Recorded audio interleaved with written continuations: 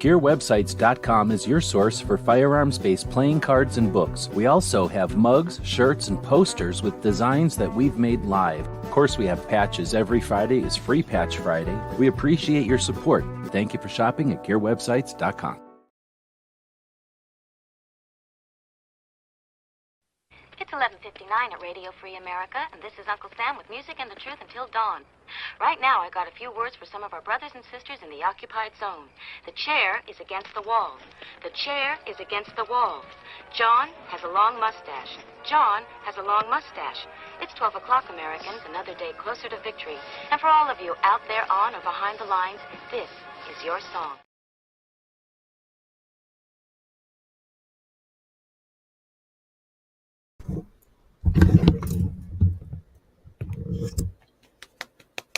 And welcome everybody to our Daily Gun Show. Gonna be live almost every day, and we'll be taking a look at some things. On Wednesdays, we take a look at what happened over on the Instagrams that was focused on the Second Amendment, not guns or just general entertainment, but specifically on Second Amendment stuff. So, if the puppy co-host here would allow, we're going to flip over to that screen share. We'll put the puppy in a puppy camera down here so everybody can monitor the co-host for cuteness and sleepiness, because he's very sleepy today, I guess. So he won't stay put. I'll keep moving the camera around. There we go. He's tired. He doesn't want to wake up for the show. It's his prerogative, I guess. There's a comment period going on.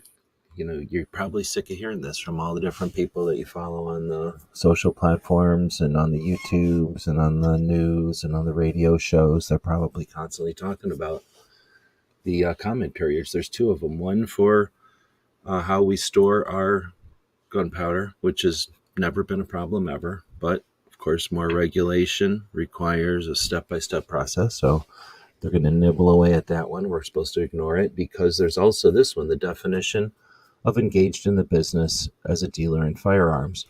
So, a long time ago, I posted a... Oh, do I have it up here?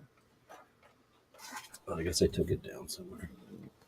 A long time ago, though, we made some patches that said, I'm an unlicensed dealer, because this was back in maybe the 16, maybe earlier than that, election. They were trying to suggest that if you made a profit selling firearms, then you were a dealer, and that way you had to become a dealer, and that way they would not let you become a dealer. And that was a way to prohibit anyone from selling any number of firearms.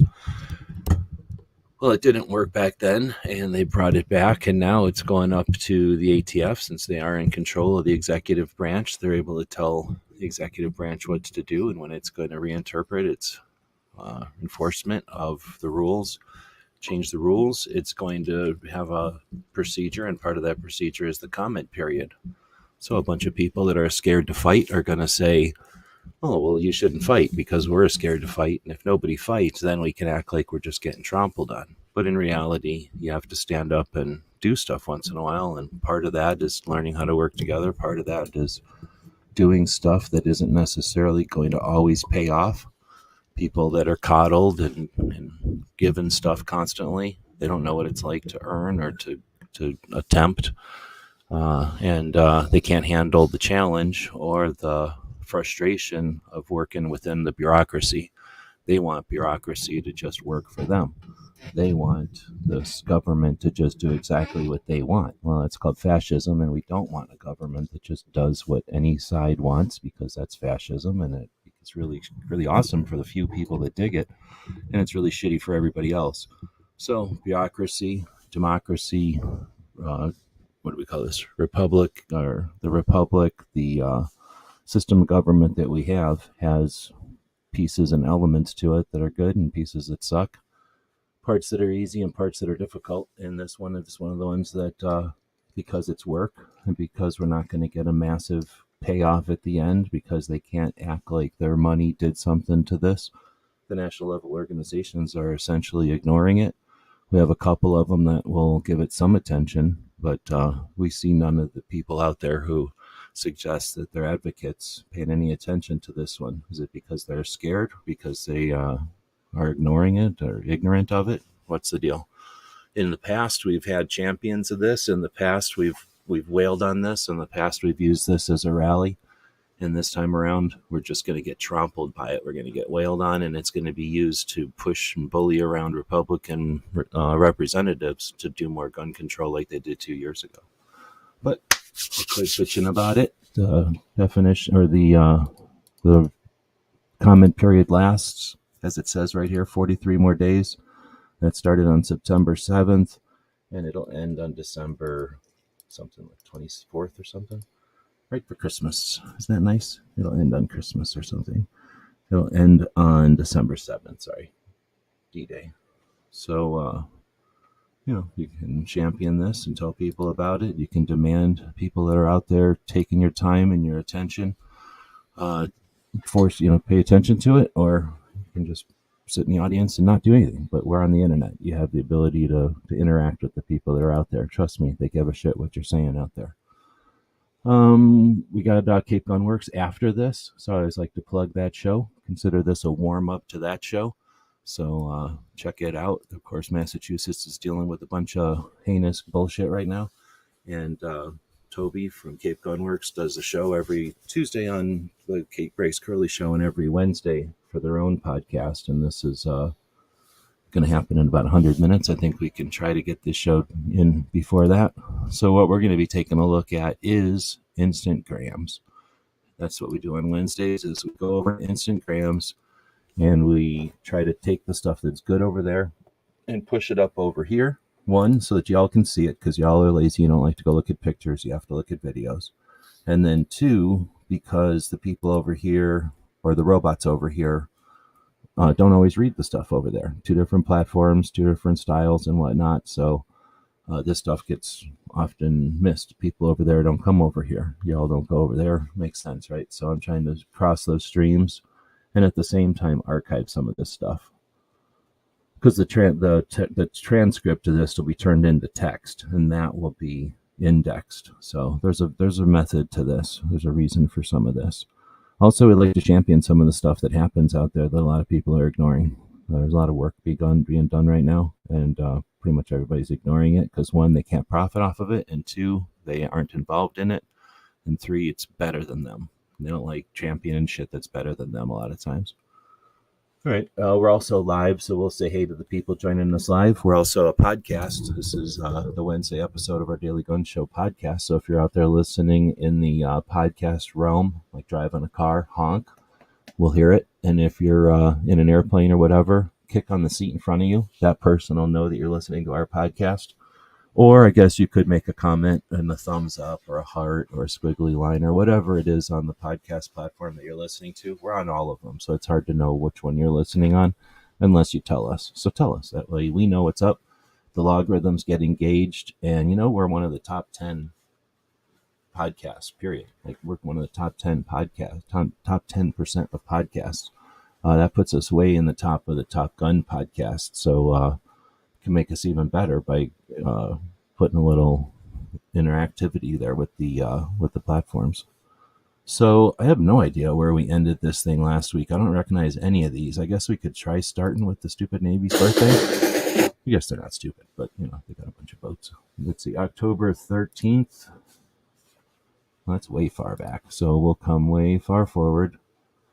But this is everybody just going to DC. Wasn't that just a week? That was that long ago? 7 days ago. Yeah, so what's up with that? Why was there such a gap right there?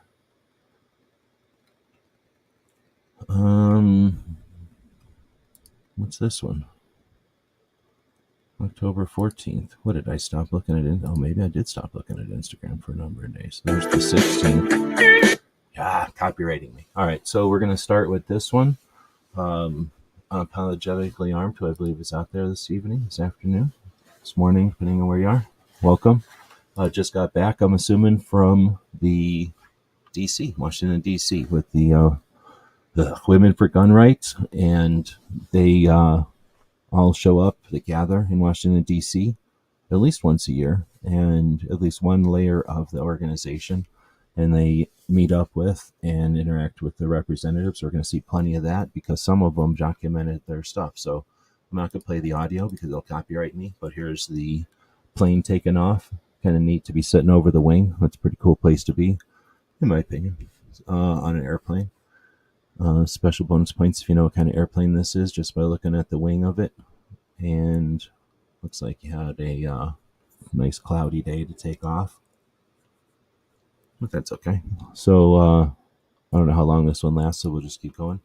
But thanks for taking the effort, the cost, and the time away from your family and your obligations in your home to go champion for the rights of everybody and educate and create awareness in those representatives in D.C. at their offices in D.C., which is a lot different than just going an hour to their offices in your state.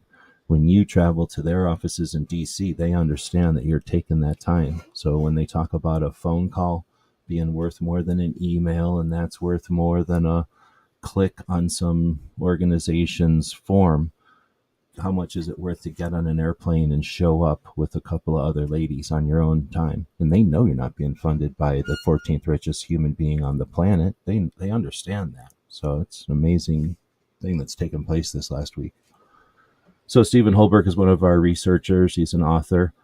I don't know what this is supposed to be. It says, you think you have a good cause to carry a firearm? Ha ha ha, run along, minion. And it says, today an overwhelming majority of states recognize the right to carry a handgun in public, either with or without a license. Only 8 states, California, Delaware, Hawaii, Maryland, and Massachusetts, New Jersey and New York, and Rhode Island, grant discretion to the government to restrict that right. Only to a few persons it decides need or have good cause to carry a firearm.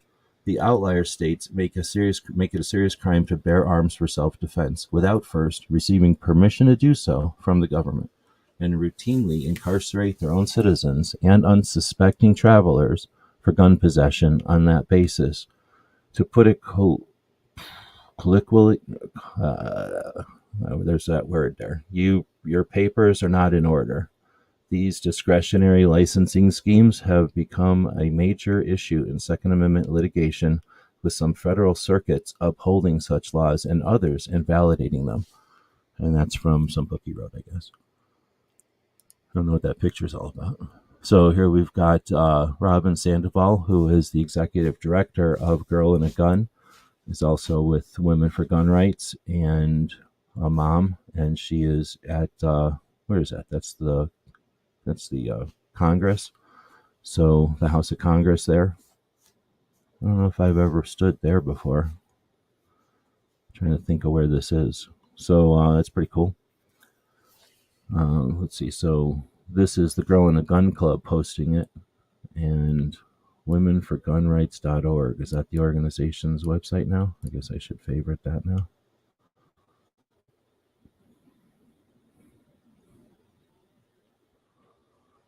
About WGR. Now it's WGR, eh? All right. So getting used to the name change. Trying to. All right. So then, boom. Another one from Unapologetically Armed. Getting reposted. Now, is this your new one? Or is this from last time around? But you're standing there next to Heller. Or in front of Heller, I guess. They say the Women for Gun Rights rally, fly-in rally, was a great success. Come on, man. Stories of empowerment, strength, and perseverance were shared by women in our group. We are so blessed to be surrounded by women who are passionate about being their own first responder. I think that's from Mary from Connecticut. And then it's mostly the ladies from the organization saying, right on. It'd be great to see a hell of a lot more people. Wouldn't it be awesome to see a hell of a lot more people supporting them on their own page there? So now we got Rebecca Schmoy posting, being peaceful is a decision which only the powerful get to make. The power is in exercising your personal responsibility and individual liberty. It's a great message, and I like to see it out there in different ways, right? You never know what's going to stick, what's going to reach somebody.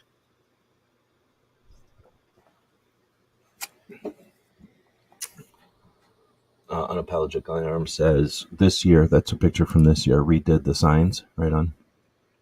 All right, let me take a second here since I'm drinking in the microphone anyway and say hey to everybody. Snob is out there. Gun Snob, welcome. Abigail joining us. I don't know what that word is, but yes, good morning. Black Cat saying hey, welcome. And Unapologetically Armed. Chicago Mike also out there this morning, as well as Gunmetal Guy. Thanks everybody for joining us live. We wouldn't know you're live or you're joining us live unless you say something. There's a lot of people that just lurk. So let's keep moving. Again, seeing the message out there is good, and seeing it written in different ways. You see a lot of times this written by Marines, and that can reach some people, but it ain't going to reach everybody. So I like to see this message getting out there to reach, because this message is appropriate for anybody, and it's good to see it reach more people. So this is 2A cops, a couple of police officers from California that retired and now advocate for police who are on the job, who aren't able to voice whatever they want because of their job rules or whatever.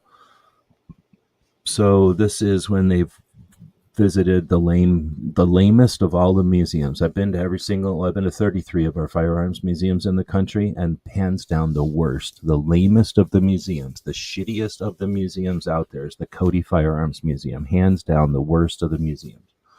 And I'm not even kidding. There's nothing to joke about that. It's literally the worst museum.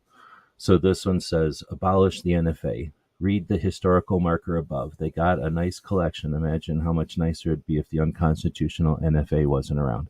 Well, they don't have a nice collection. They have stolen a collection. Well, they have a collection because it was given to them, but they don't show it off. So anyway, it says the Cody Firearms Museum has the ability to collect NFA artifacts. However, there are many firearms we are unable to collect.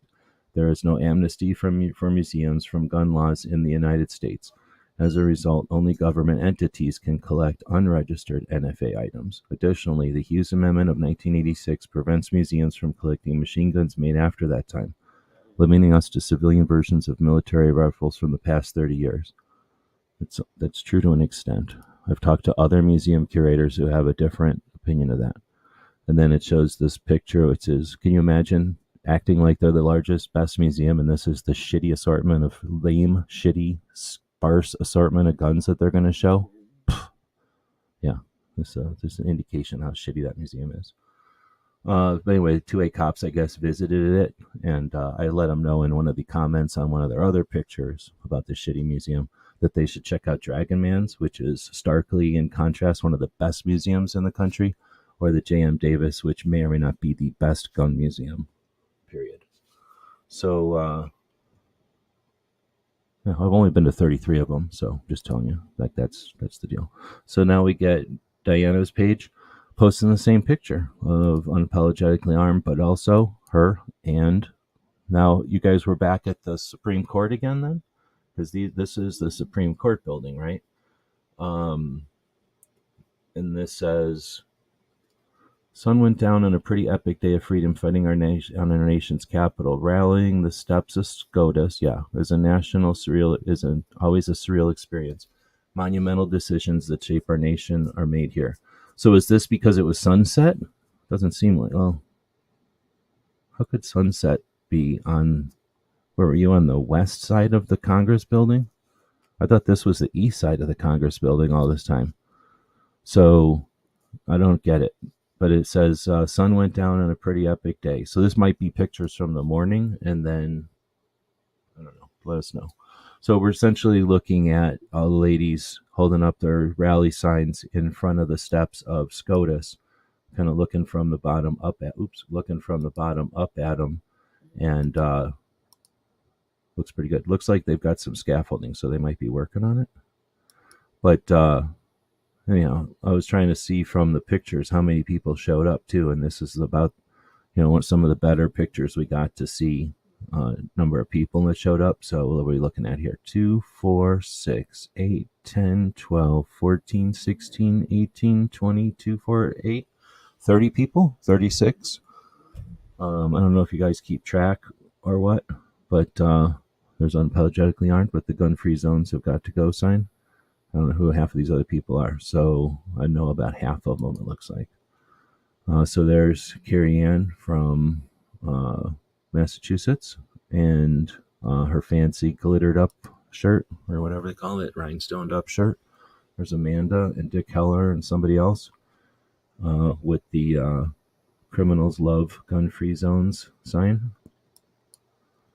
There's the Washington Monument with, or no, wait, what is that one? Yeah, is that Washington? No. Damn it, I can't think. Is that the Washington Monument with Robin standing there? Be better in front of the Capitol. What am I saying? That's the wrong monument in front of that shirt. Whatever. So anyway, that's a bunch of pictures from there.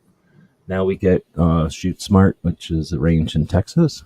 I think in Dallas area. I'd remember. One of the ranges that I visited back in the day.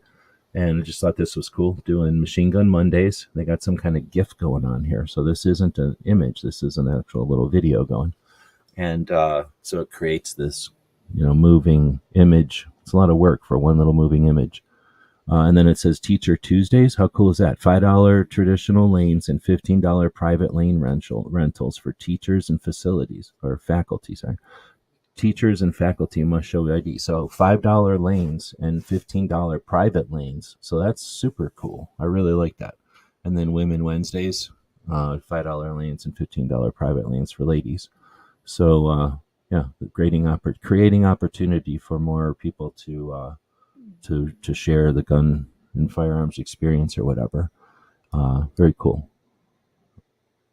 This is Lauren doing her pictures from the DC Project, Women for Gun Rights. Yeah, she's doing it right. DC Project / Women for Gun Rights.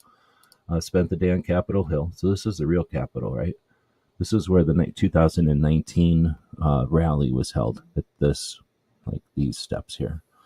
Well, yeah. So safety and protecting the Second Amendment. The conversations, while there were disagreements and different points of view, was productive and enlightening. We were able to find common ground and came up with great ideas to both make our community safer while preserving our gun rights. Can't wait for what tomorrow brings. So really looking forward to seeing how this project keeps going, because we've got lots of able people meeting up and doing good, intent, and now over many, many years. So it's got to be having an effect on both the people, the advocates that are showing up and solidifying their abilities and their relationships and their group and their goals and their skills and tactics to get to that, right? Plus also the representatives. This isn't like they're just going and hanging out in a parking lot. They're going and meeting with their actual representatives of our country. And this is having some effect. So we need to see the documentation of that with some metrics. How do we metric this? How do we analyze this?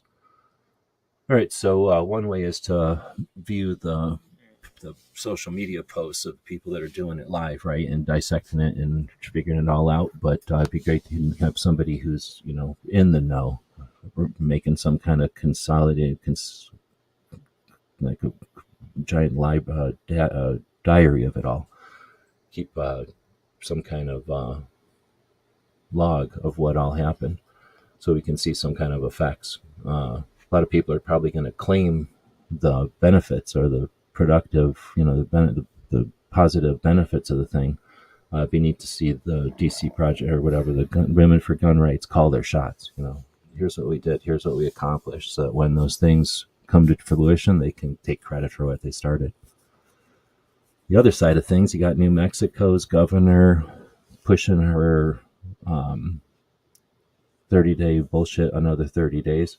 So it says New Mexico Democrat Governor Michelle What's-Her-Face praised herself for implementing dubious gun control measures, following her initial 30-day suspension of constitutional rights was forcefully and roundly criticized, even by the antis who were paid for by the 14th richest person on the planet. Everytown for Gun Safety endorsed sheriff. That's a weird way of saying it. Whatever's face is flat out rejected enforcing it.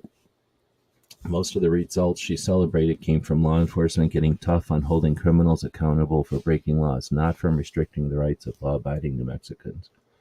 The governor has now extended her emergency order for an additional 30 days. So it's a long-ass way of saying she's just being more of a tyrant, and she was given free reign, so she's going to continue to take that reign. What does this guy say? In this committee, passed by this committee, passed by the House, passed by the Senate, and signed by the president. Nope. This rule turns law-abiding gun owners into felons is a result of unelected bureaucrats simply enacting a new regulation. You mentioned enforcement. How are you going to enforce this? We're going to go to gun ranges? What we will do is You're going to go to manufacturers and look at the risk to people they've sold braces to? Unless you remove the brace, lengthen the barrel, turn in or destroy your firearm or register your gun with this government that you know you can trust because Mr. Wilcox has been working with them. You know you can trust. Unless you do those four things, what happens? What are you? a felon. A felon. A felon for something 10 years ago they said was just fine. Last week in a hearing in front of Congress in the Appropriations Committee. Well, all right. So it says representatives from Gun Owners of America, by the way, posting this snippet. It says Representative Jim Jordan is a proven pro Second Amendment leader who can stand up to business as usual in the swamp. Representative Jordan has maintained an A rating from Gun Owners of America for decades, even since his days in the Ohio State Legislature, and we are proud to stand with Jim Jordan for Speaker of the House. Second Amendment supporters across the country have a friend holding the gavel, will have a friend holding the gavel, which hasn't been the case for many years. Gun Owners America scoring any vote against confirming, I don't know what they're trying to say there, call the House of Representatives switchboard and tell your representative to vote for Jim Jordan. I'm going to just say the phone number in case you're listening and you want to call them. 202-224-3121. Probably worth calling them once in a while. If they don't know your name, then are they your representative? So you're allowed to call them. You don't have to sit and watch. It's not politics isn't a spectator sport. Our government isn't a spectator sport. It's a participatory. It's not an obligation. It's not a responsibility unless you consider it one. If you appreciate the opportunity and you respect the responsibility, then it is. But otherwise, it's just your entertainment. And guess what? Entertainment. When you're an audience, what kind of respect does the audience get in that situation? Let's see. I found a few gun creation myths and legends since last time I was in the chat. Right on. That's a new post Connor made endorsing new speaker has been chosen, though. I was going to say, where is this at? Because this is a week old. Who is the new speaker? Is it that guy? Hopefully it's this guy. It's probably not, though. I heard something like if the Republicans didn't choose somebody, then the Democrats got to vote, and then it would be a Democrat in charge of the Republicans. That would be funny. Well, not funny, but it'd be frustrating. Representative Mike Johnson. I'm not going to look, but is that a Republican or is it a Democrat now? I don't know. I don't follow politicians at all. So the next one is from Firearms Policy, Gun Policy on Instagram. It says Massachusetts, this anti-rights narcissist and his co-conspirators operated in darkness to circumvent the legislative process and bring their anti-rights wish list, formerly HD 4607 and now H 4135, to a floor vote tomorrow, October 18th. Here's how you can make your voice heard. Contact the House of Representatives with the link there. Call Speaker Mariano at the phone number there. Email the speaker at the email there.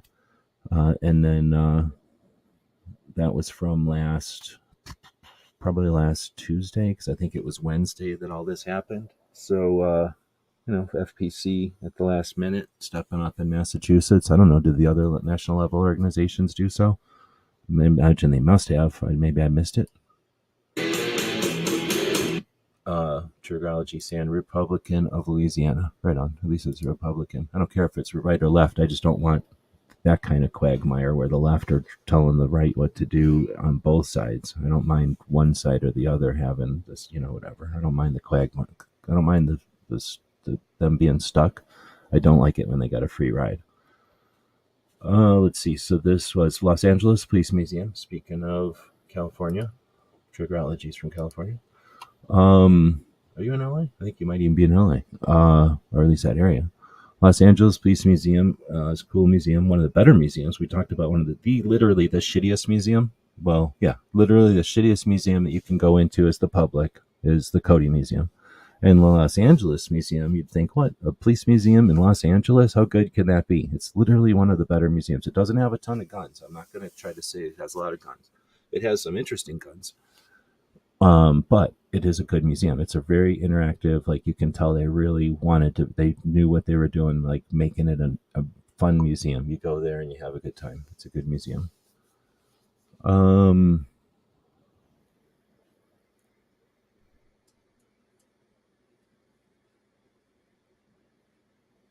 Oh, sorry, I thought I was reading something important over there.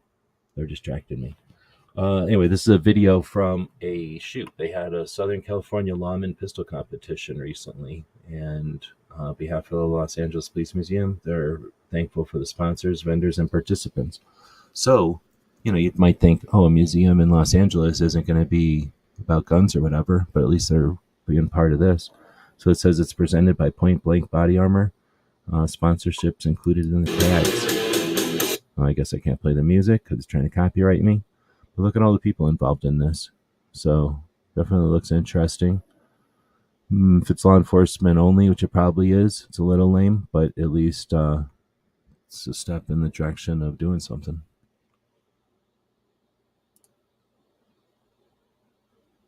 Okay, right on. So Triggerology saying that the new, Speaker of the House has spoken in Congress during the hearings as pro 2A, along with Jordan. Right on. There you are in California, LA. Anyway, so that was LA Police Museum. Got me a chance to be able to chat up one of the better museums in the country, so we don't have the horrible taste in our mouth from that shitty museum there that sucks so bad, the Cody Museum. So then we've got Women for Gun Rights. Once again, talking about Robin Sandoval is one of our powerhouse Women for Gun Rights board member, and she runs the largest women's firearms training organization in the country, A Girl in a Gun Club. Listen to her journey from being anti-gun to realizing the need for firearms training in the Second Amendment. What do I have to do that's never me? That no matter what happens, we can stay together as a family. So I decided I was going to store peanut butter and tuna fish, and we would just hunker down if anything happened in our community. Until he turned to me and said, if people are that desperate, someone's going to kick in our door for our peanut butter and tuna fish.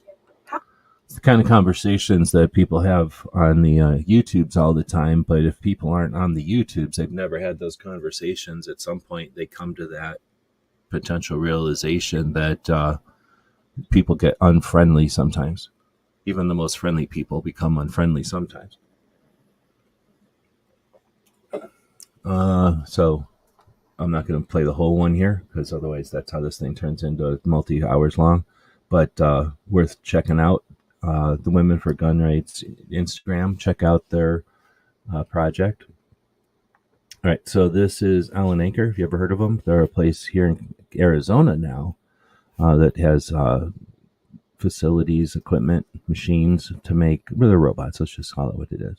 Robots that can make all kinds of decals and stickers and the patchery, and they can do things like the tablecloths. If you're going to a show, they can do the banners and things behind you, posters, samples, labels, that kind of thing. So if you need to help with your branding or marketing, check out Allen Acre here in Arizona. They're showing off one of their fancy robots and what they've given knives to their robots, and this is how fancy of knife work you can get while the robot's listening to you. Another picture from Teresa Inneker from New Jersey, posted from the Women for Gun Rights. I'm assuming hanging out in DC or something. 2, 4, 6, 8, 10, 12 of them. So, whatever, some event that they went to, or some group of them hanging out. And I've noticed a couple of different, so I don't know what kind of, how they break off or group up and do things. I don't know what kind of projects they could accomplish while they're there, but lots of different insights from these pictures on their social platforms. Let's see. So this is from Unapologetically Arms. Hadn't planned on speaking at our rally last year. Having the opportunity to pour my heart out on an issue I deeply care about was a dream come true. I still haven't come down from the high of that, so I figured why even try to top that, other than being sure to duplicate my signs over again. Then that morning, I hear someone say that Susan will be leading the chants at the rally. Alrighty then, let's do this. And then the rally is, hey, hey, ho, ho, gun-free zones have got to go. And feel free to, I'm assuming she's down with people using that chant at rallies.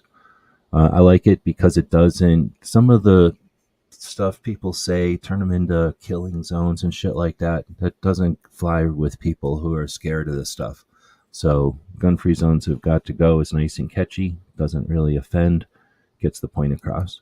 And it might ask somebody, it might lead someone to question why. And now you can have a conversation with them. Oh, goodness. I love robots. Be careful. Be careful. It starts out where they're little cute robots.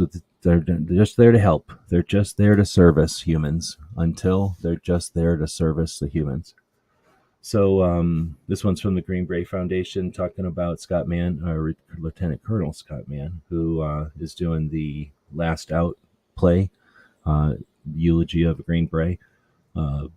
Pretty cool stage play that's going around the country and has had an interesting and an uplifting and like an inspirational story. If you want to listen to an interview, Scott's been on pretty much all of the military interview shows and explained the origin story and the adventures. It's neat to listen to the interviews as he goes along because he's actively he's actively out there and experiencing new things and adding more to the story of the Last Out play. Worth checking out. Here's the DC project rep from Arizona, Sin Lad, and saying Washington DC with Women for Gun Rights, meeting with senators and representatives, staff on the importance of safeguarding the Second Amendment and why it's important to women. Sexist, but whatever. So it says Grandma for Gun Rights, and a bunch of ladies hanging out doing selfies and stuff. And I don't know who this. Oh, Mark Kelly. I guess Mark Kelly probably didn't want to hang out with her, so some intern did. I guess we take what we get. I'm assuming other ladies went with her to talk to Arizona. I'm not sure. And then I'm assuming that's Debbie Lenko. I don't know who that is. Might be somebody else from Arizona. So thanks to Sin Lad for going to DC for Arizona. Most of us lazy ass Arizonans don't bother or thinking about doing it.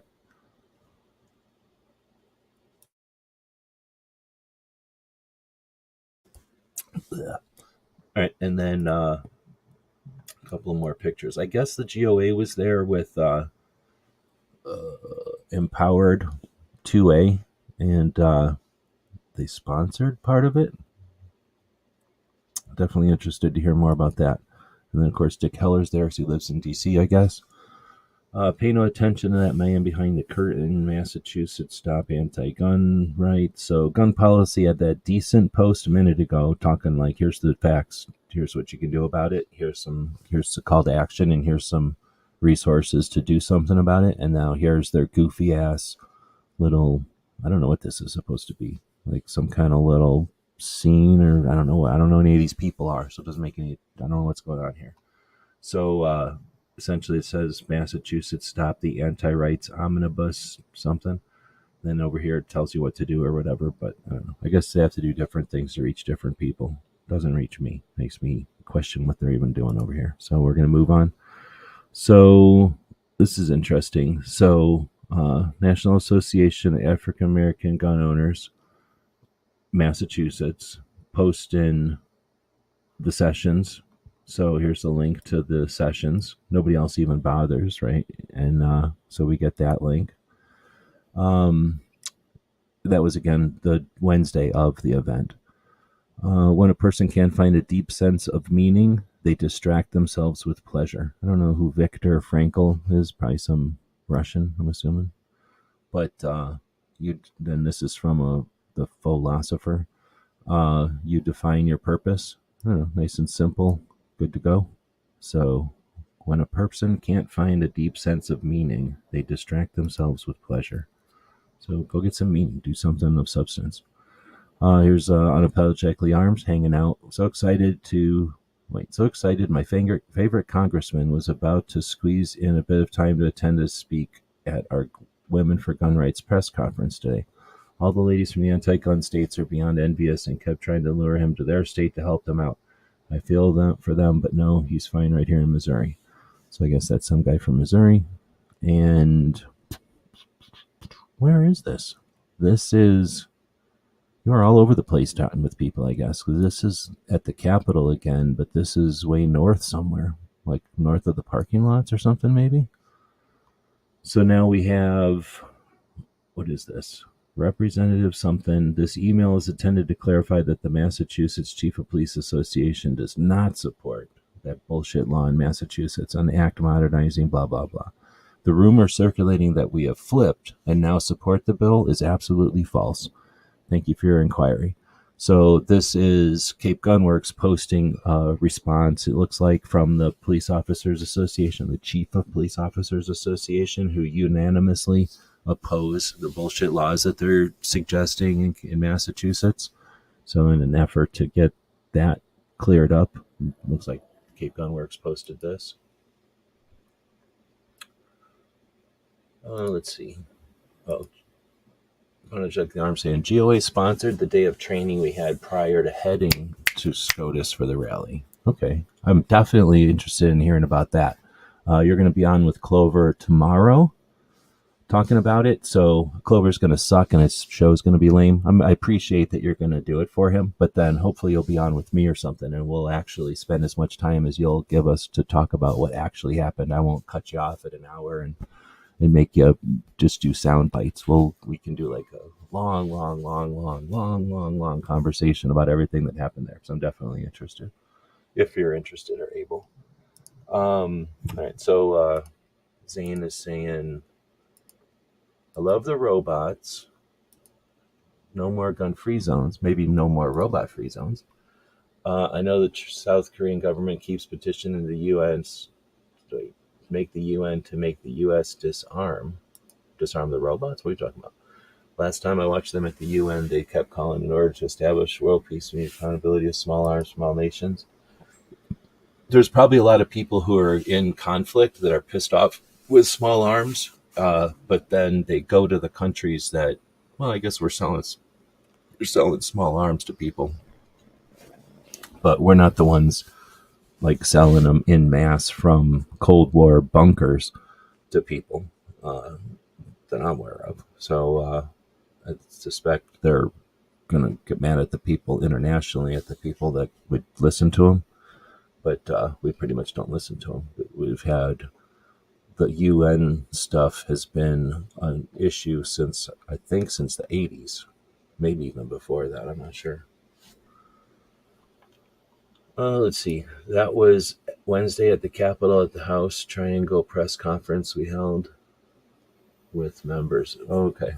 So that's a good view, though, because there's a lot of green in that view. You know, that other view is neat because it's got all the stairs and stuff, but it's a lot of concrete. That view with the grass and stuff is pretty cool. All right. So this is the Titan Missile Museum from here in Arizona, or here in Tucson, where we have the only remaining open to the public Titan II intercontinental ballistic missile silo. You can go over there and take a look at it if you want. It's like $20 or something to go through there.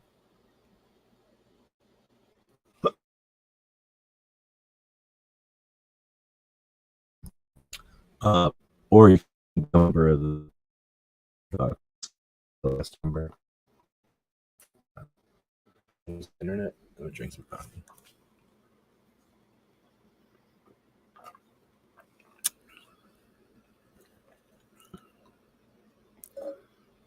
Oh, snap. I don't know if Gizzard's watching, but I'm reading about Gizzard. I'm reading the gossip about Gizzard over here. All right, on my other screen. I should probably shut that down. That's probably why I'm having bad internet. Actually, I am going to shut it down. So it is probably why I'm having bad internet. It's we're using the what's it called? We're using the Gilded servers to chat with each other on the regular. The Gilded is a pretty good system. It's better than Discord, but it's very similar to Discord, but it's way better than Discord. And it is a resource hog. Even on a browser, it can be a resource hog, so I shut it down. Anyhow, so this is Titan Missile Museum, Intercontinental Ballistic Missile Silo, 9 stories deep. You can go down in there and look around. It says the Titan II rocket blasted off for the last time 20 years ago, October 18th, 2003.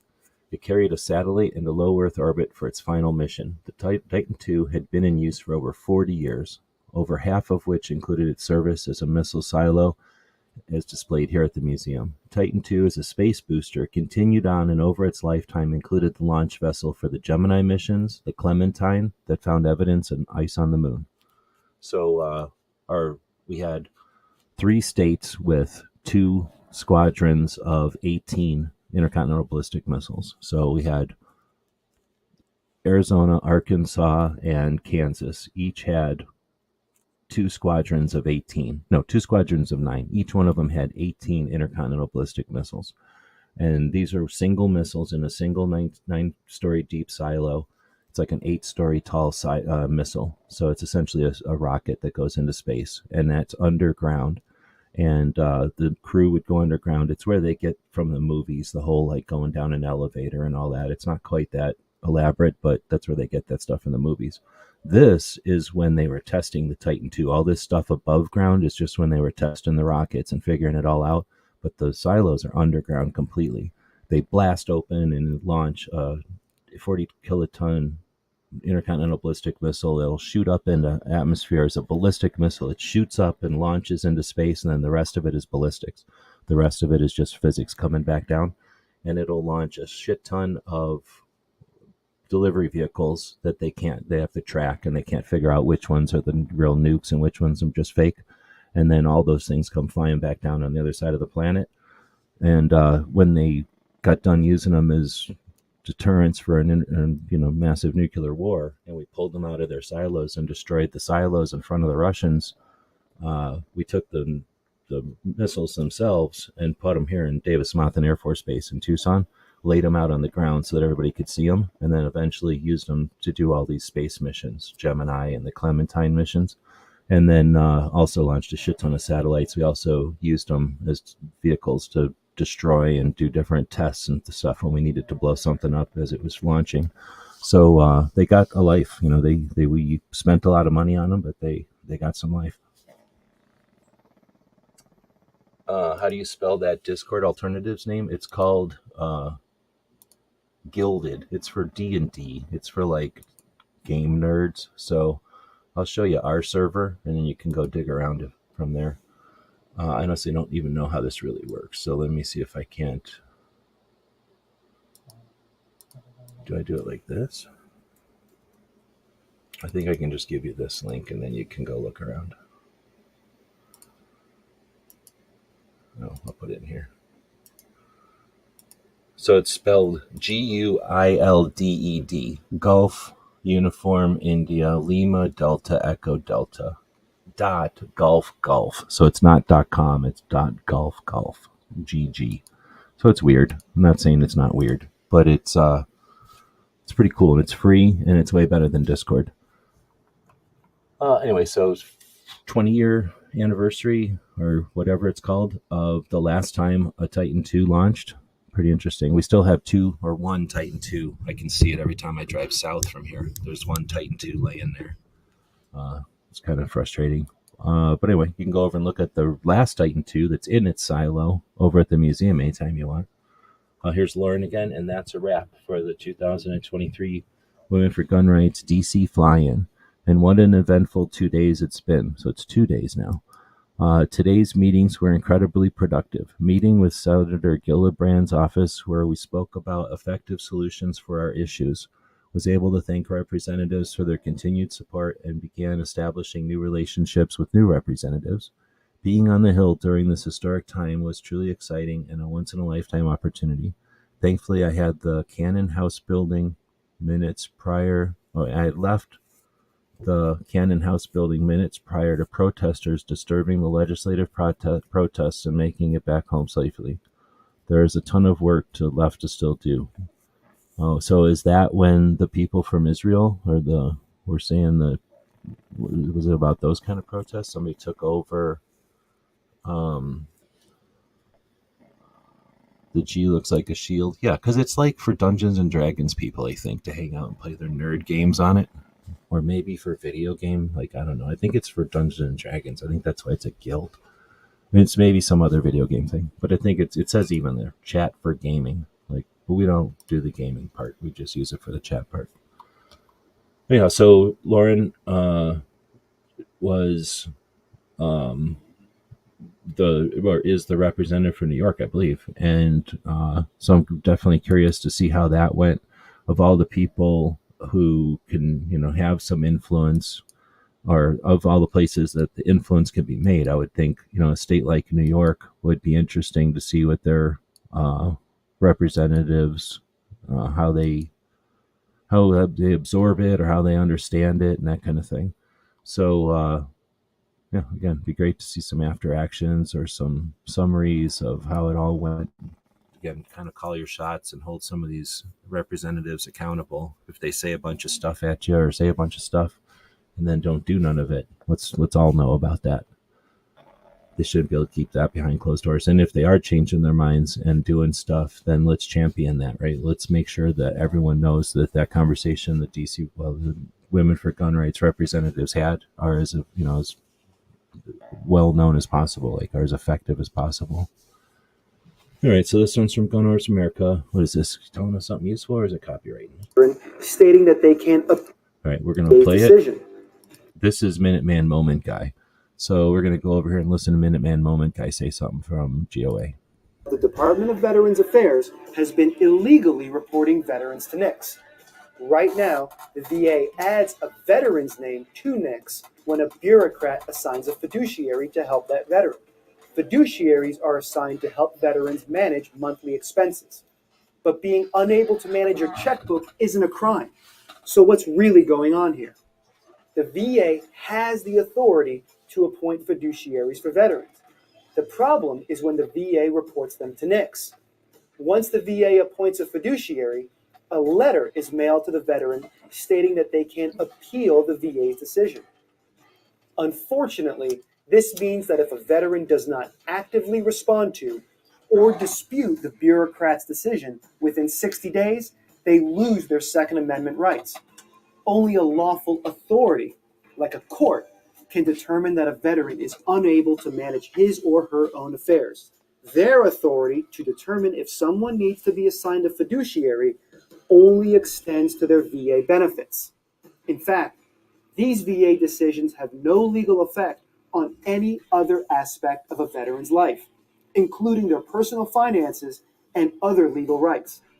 The Department of So I figure this one's pretty important, not for everybody, but the fact that they're going to take these incremental steps, the fact that they're going to attempt to do little slights, little razor cuts to our rights and to the rights of veterans is messed up. So again, being aware of this, I'll criticize Gun Owners America all the time, but when they're going to do good stuff, let's champion that shit too. Another good reason not to join the military? That's a dumbass thing to say, dude. You can't look at what some individuals doing at the moment and say that's something that would be a justification for something somebody might have done 30 years ago or 30 years from now. So can't agree with that one, dude. Let's see, aesthetic gun ads. This is a pretty cool channel to watch. They just post these old gun ads. So this one is from does it say? It just says October. There's no date on it, but I'm guessing 90s. Maybe it's from the 2000s. I'm trying to remember when that logo came out. Rocky Mountain gun owners, local municipal elections affect you the most. Be active and be heard. And then they've got the I'm pro gun and I vote thing going. Pretty straightforward. Pretty good message. The school boards and the local stuff is the people that are grooming themselves or getting themselves ready to become more politicians, larger politicians, bigger politicians, making them aware that the gun ownership is an issue, that people who care about this are at all levels. It can only be a benefit. This is interesting. A lot of people aren't going to be able to dig this. A lot of people can't handle it. So it says, for many years, we at Gunsight have operated what is known as a hot range. On a hot range, all weapons involved in the live firing are kept loaded at all times. When a relay finishes an exercise, it is enough to say or command, guard, holster, and leave the line. These weapons are kept in the holster and are not touched, except under supervision until that relay comes back on the line again. Then the first command is pick your target. Check your piece downrange, unload. This procedure not only saves an appropriate amount of time training, an appreciable amount of time training, but it makes sure that all hands know rule number one, that all guns are always loaded. It always applies. There are some people who regard a hot range and is inherently dangerous, but it has not proven so to me. Rather the contrary. I understand in some reports from the forward area that a good many Marines are now operating with a hot range, which is definitely to their advantage. Some of those Marines may have learned that at gunsight, and if so, we are pleased to hear it. So I like hot ranges. I can't handle the concept that you need to unload to be safe. That's such a fuddly thing. It's probably from NRA back in the day. So because it's one of the things that's just written down, nobody bothers to question it, and it just keeps going, and it gets ingrained into the route instructions at the range levels. So it just happens, and when it's at the range level, that means the instructors just abide by it. And it's not necessary, and certainly not the only way to do things. And I've always thoroughly enjoyed hot ranges, just understanding that everyone's guns are loaded and leave them alone, just like you do in real life. So just makes it less brain power, makes it less work for everybody. It's actually way safer, and be happy when we get past all this coddling, fake safery, fake dash safery that we have to deal with while we all get up to speed. Once everybody's up to speed, we'll all look back at these days and go, wasn't that interesting? So sorry, and the people that caused it all will look at each other and go, oh, sorry for making everybody wait. But we're all okay with it. We're just waiting. We're just waiting. So anyway, that's from Lefty Pistolero, a guy who alternately posts new and old stuff from Gunsight. Very cool channel to follow. Lefty Pistolero. Zane is saying I like hot ranges way better. Yeah, me too. I don't know if the Marines all do it. I don't know enough about Marines, but if that's the case, then that's one of the reasons they're better. Gunpowder Beauty. This is epic. This is epic. So somebody took some clothes and put them up on a foam pole with some straw in them or newspaper or something, and so it looks like somebody's climbing up that pole. And then they made this tree trunk into a Tremors worm. Yeah, it's freaking epic. I don't know. I thought Gunpowder Beauty did it, but I guess it's just a picture. I don't know. I don't think she's out there right now. So this is from California Firearms Lawyer, a good reminder of the sacrifice of our rights in this country. And then it says over here, final considerations. It is still true that the very purpose of the Bill of Rights was to withdraw certain subjects from the something of political controversy, to place them beyond the reach of majorities and officials, to establish them as legal principles to be applied by the courts. One's right to life, liberty, and property, to free speech, a free press, freedom of worship and assembly, and other fundamental rights may not be submitted to vote, to depend upon the outcome of no elections. The question remains, in an age where weapons run the gambit from fighter jets to tanks to anti-aircraft missiles, down to AR-15s to handguns,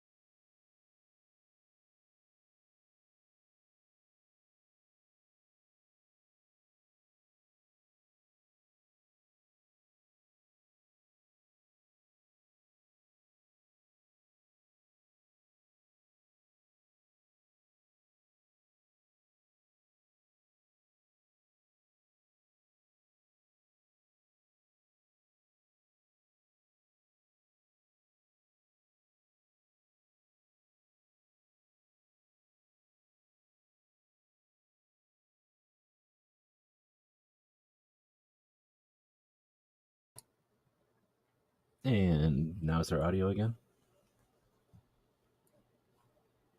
And now is there okay, now we got it back. All right, sorry about that. Thanks for the heads up, though.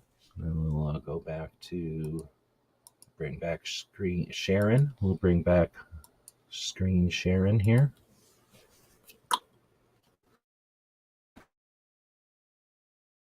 Frederick Remington, and he's the brother of Elephant Remington, who invented the invented Remington Company. So he's got a pretty cool story.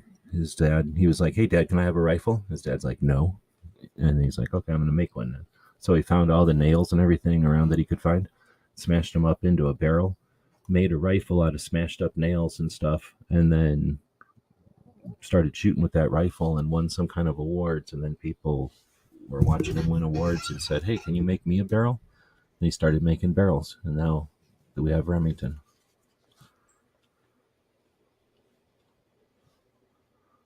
Just because his dad said, "No, I ain't buying you a barrel." So now we have another one from Soldier Systems. Let's see, artwork by Italian artist Avocado Cerici, used on the poster for one of my favorite movies, The Omega Man. It's a good one. You got the crazy light and the what do you use, like a sten or something? No, it wasn't a sten. It was something else. He used a zip cut. The M9. Is that what it is? I don't know what the gun was in that movie. It's 9mm, I think. What'd you wake up for? Look how he wakes up and he does one of these. You going back to bed, or are you gonna get antsy? All right, so next up, Atlanta campaign targets illegal gun purchases. So this is a picture of the ATF standing there at some kind of press release or something. Their little weird stage they've got set up with all their banners for their new marketing campaign. Don't lie for the other guy. It's now different because somebody decided to make it all red instead of green. It used to be green. So it says NSS, and he's going back to bed. He woke up, stretched, laid down the other way. It takes a lot of effort to get up and lay down the other way, but he's willing to do it for us. Not the worst co-host I've ever had.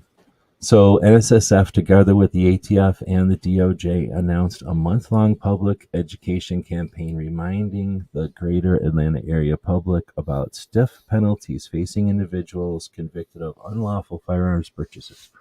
Firearms industry has always been fully committed to keeping firearms out of the hands of those who should not possess them. We are proud to launch this public awareness campaign in Atlanta and to our more than 2-decade cooperative relationship with ATF, DOJ, and the entire law enforcement community to assist them in their efforts to reduce criminal acquisition of firearms, said the president of the NSSF. If the ATF isn't a Second Amendment supportive organization at all, the ATF does nothing. The ATF then they do. I don't know why that comment is there, but anyway, so that's the NSSF worrying about straw purchases in Georgia. So I don't know. Is that where are we at with that? I don't know what people think. Oh, that's Maj saying, 1, the ATF isn't a Second Amendment supportive organization at all. 2, the ATF is a rogue organization that does nothing to protect the rights of Americans. 3, the ATF attempts to create new laws outside the scope of its job, a job that shouldn't even exist. And it says to criminalize Americans. And then 4, the ATF sold guns to the so-called bad guys in cartels. They literally did the very thing they are attempting to lecture safe and responsible gun owners in Atlanta on. So, I guess now I see what he's saying. Let's see. Then it says, would be a lot cooler if you didn't team up with the people who shoot dogs. Oh, well, thanks. Wait, oh, wow, thanks. What? Thanks. What of the felons who tried to purchase were in prison instead of parole, not delayed on Nix?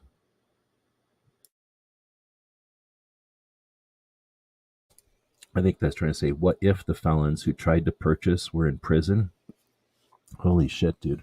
that's somebody who's never hung out at a gun shop longer than a few hours, because people call in to NICS and get denied constantly. If you want to put everybody who gets denied into jail, you're an a-hole. Like you are an unaware, or you're an a-hole, because most people that get denied are like, what happened? What? They had no idea. So, yeah, you don't want a petition for that. You want a petition for no NICS. You don't want a petition for NICS me harder, please. All right, so we'll move on next to Green Beret Foundation. 22 years ago today, the U.S. Army Special Forces conducted a nighttime infiltration into Afghanistan. Their mission was to link up with the Northern Alliance Resistance Forces. Another detachment was simultaneously inserted into the Punjab Valley. This operation, known as Task Force Dagger, would go on to become one of the most renowned special operations in U.S. history. The ODA would ride on horseback through the mountainous terrains of Afghanistan and would become the first soldiers to ride horses in a battle since World War II. So, pretty neat. And there's a movie about that, Horse Soldiers, I believe it's called. And, 22 years ago. How long ago was that? Holy shit. So then you get NSSF again. Gun control groups blamed the firearms industry for the rising rates of violent crime during and following the bullshit. The truth is clearer now. The lack of oversight to ensure bullshit relief funds were fraudulently obtained is a contributing factor, along with the soft on crime policies and elected officials who refuse to jail criminals. Chicago Sun-Times published the expose of how the federal government's plan to rescue the economy from collapse was a catalyst for skyrocketing black market gun profits. The low threshold to claim bullshit relief money from the federal government made it all too easy for criminal gangs like the Vice Lords and the Wild 100s to tap into free money that was used for crimes of illegal firearm straw purchases and even murder for hire plots. So, there you go. So that's NSSF deep investigation, I guess.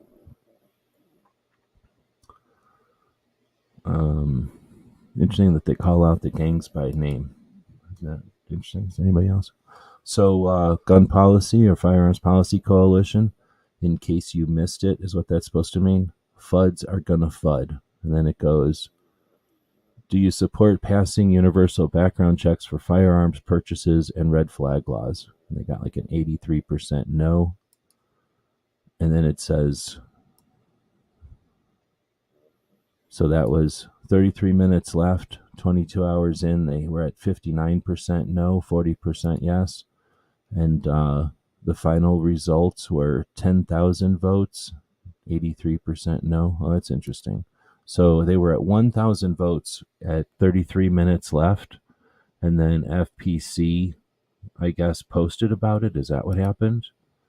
And then in the last 33 minutes, they got another 1,000 votes. Is that what that's saying? They got another 8,000 votes, all for no. And then they said, you'll have to name yourself the 17%, because they were called the 97%. So that's interesting. It's them messing with somebody who's bad at the internet. But the problem is, as fun as it is to count coup like that, they can dismiss it by saying you were mean to us. Like, oh, look, they were mean to us. They outpowered us on the internet. They hacked us. And then they'll be the victims. So, I mean, I don't know. Is that the back and forth fucking game, you know? Like, oh, well, let's go count coup on them. And then they go, oh, well, look they slapped us. Like, both of them win? Bullshit. They shouldn't both win. So it'd be better to educate them, I guess, is the real win here. Instead of just going over there and slapping them so that they get to play victim and you can feel so good about yourself. Let's educate them and let's just get this game over with. If we eliminate the war on drugs, because let's face it, the drugs are winning the war on drugs. There's no doubt about that. We eliminate the war on drugs. We eliminate the violence around the war on drugs. A lot of these numbers about murders committed with guns are going to plummet. That's the single best way. If gun controllers really cared about reducing the murder rates, that would be the single best way to reduce the murder rate, is to end the war on drugs. And you'd shut down the violence associated with the war on drugs, and the drugs that people are using would be less deadly. Yep, and we're not advocating the use of drugs by any stretch of the imagination, but the war on drugs is not helping people avoid or get out of their addictions. It's probably making it worse. And the war on drugs, along with probably some of the anti-terrorism stuff, has probably caused a greater erosion of individual liberty, particularly with regard to the Fourth Amendment, than any other, quote, war in at least in American history. Yeah. I don't know if it goes on from there, but I think you get the point. So that's the Forge of Freedom. Definitely worth checking out their podcast / videos over on the YouTubes. I guess there's a link to it. This is a part of a longer conversation that they had. It's actually just a piece of that longer conversation. Definitely a good podcast to check out. Put in your list. Assuming you agree with that. If not, shout out. There's probably some people that don't agree with that. But I don't know if people are ready to hear that when they say, oh, no, you got to get rid of guns. Are they going to be able to understand, hey, why don't we get rid of violence? And what causes most of the violence? Like, do they really think there's just people minding their business? They see a gun and start getting violent, and oh yeah, drugs also exist, just totally separately.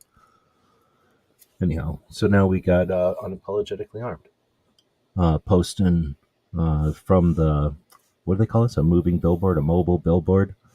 This one says 94% of mass shootings, well, I guess they have to say shootings, are in gun-free zones. And then somebody pointing at it. That's cool.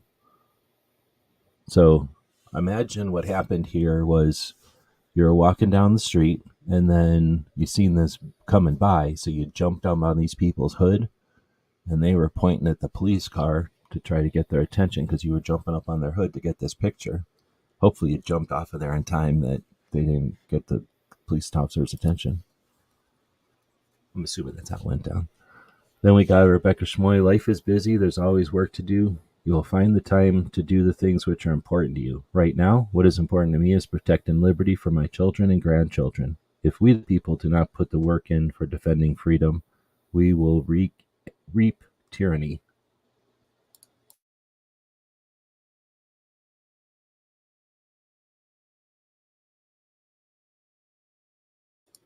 Having a coughing fit. I don't know if I'm allergic to something or if I'm dying. I could be dying. Not on my watch. Back to work. All right.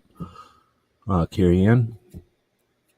Laws do not stop evil men. Good men stop evil men. I don't know whose quote that is, but it's pretty good. Truth, I wish some of the politicians could see that. They don't, and that's part of the issue. We have to get past the part that we don't all agree on this. There's people that do not deal with this. Is not a foundational truth to some people, and they get an opinion. They have rights. We don't have to agree with them, and they don't have to agree with us. There are people who do not agree with this foundational, fundamental thing. They don't think this is the case. They think that the other way around. People will listen to the right laws, or the laws, if everybody agrees, the other person will have to agree.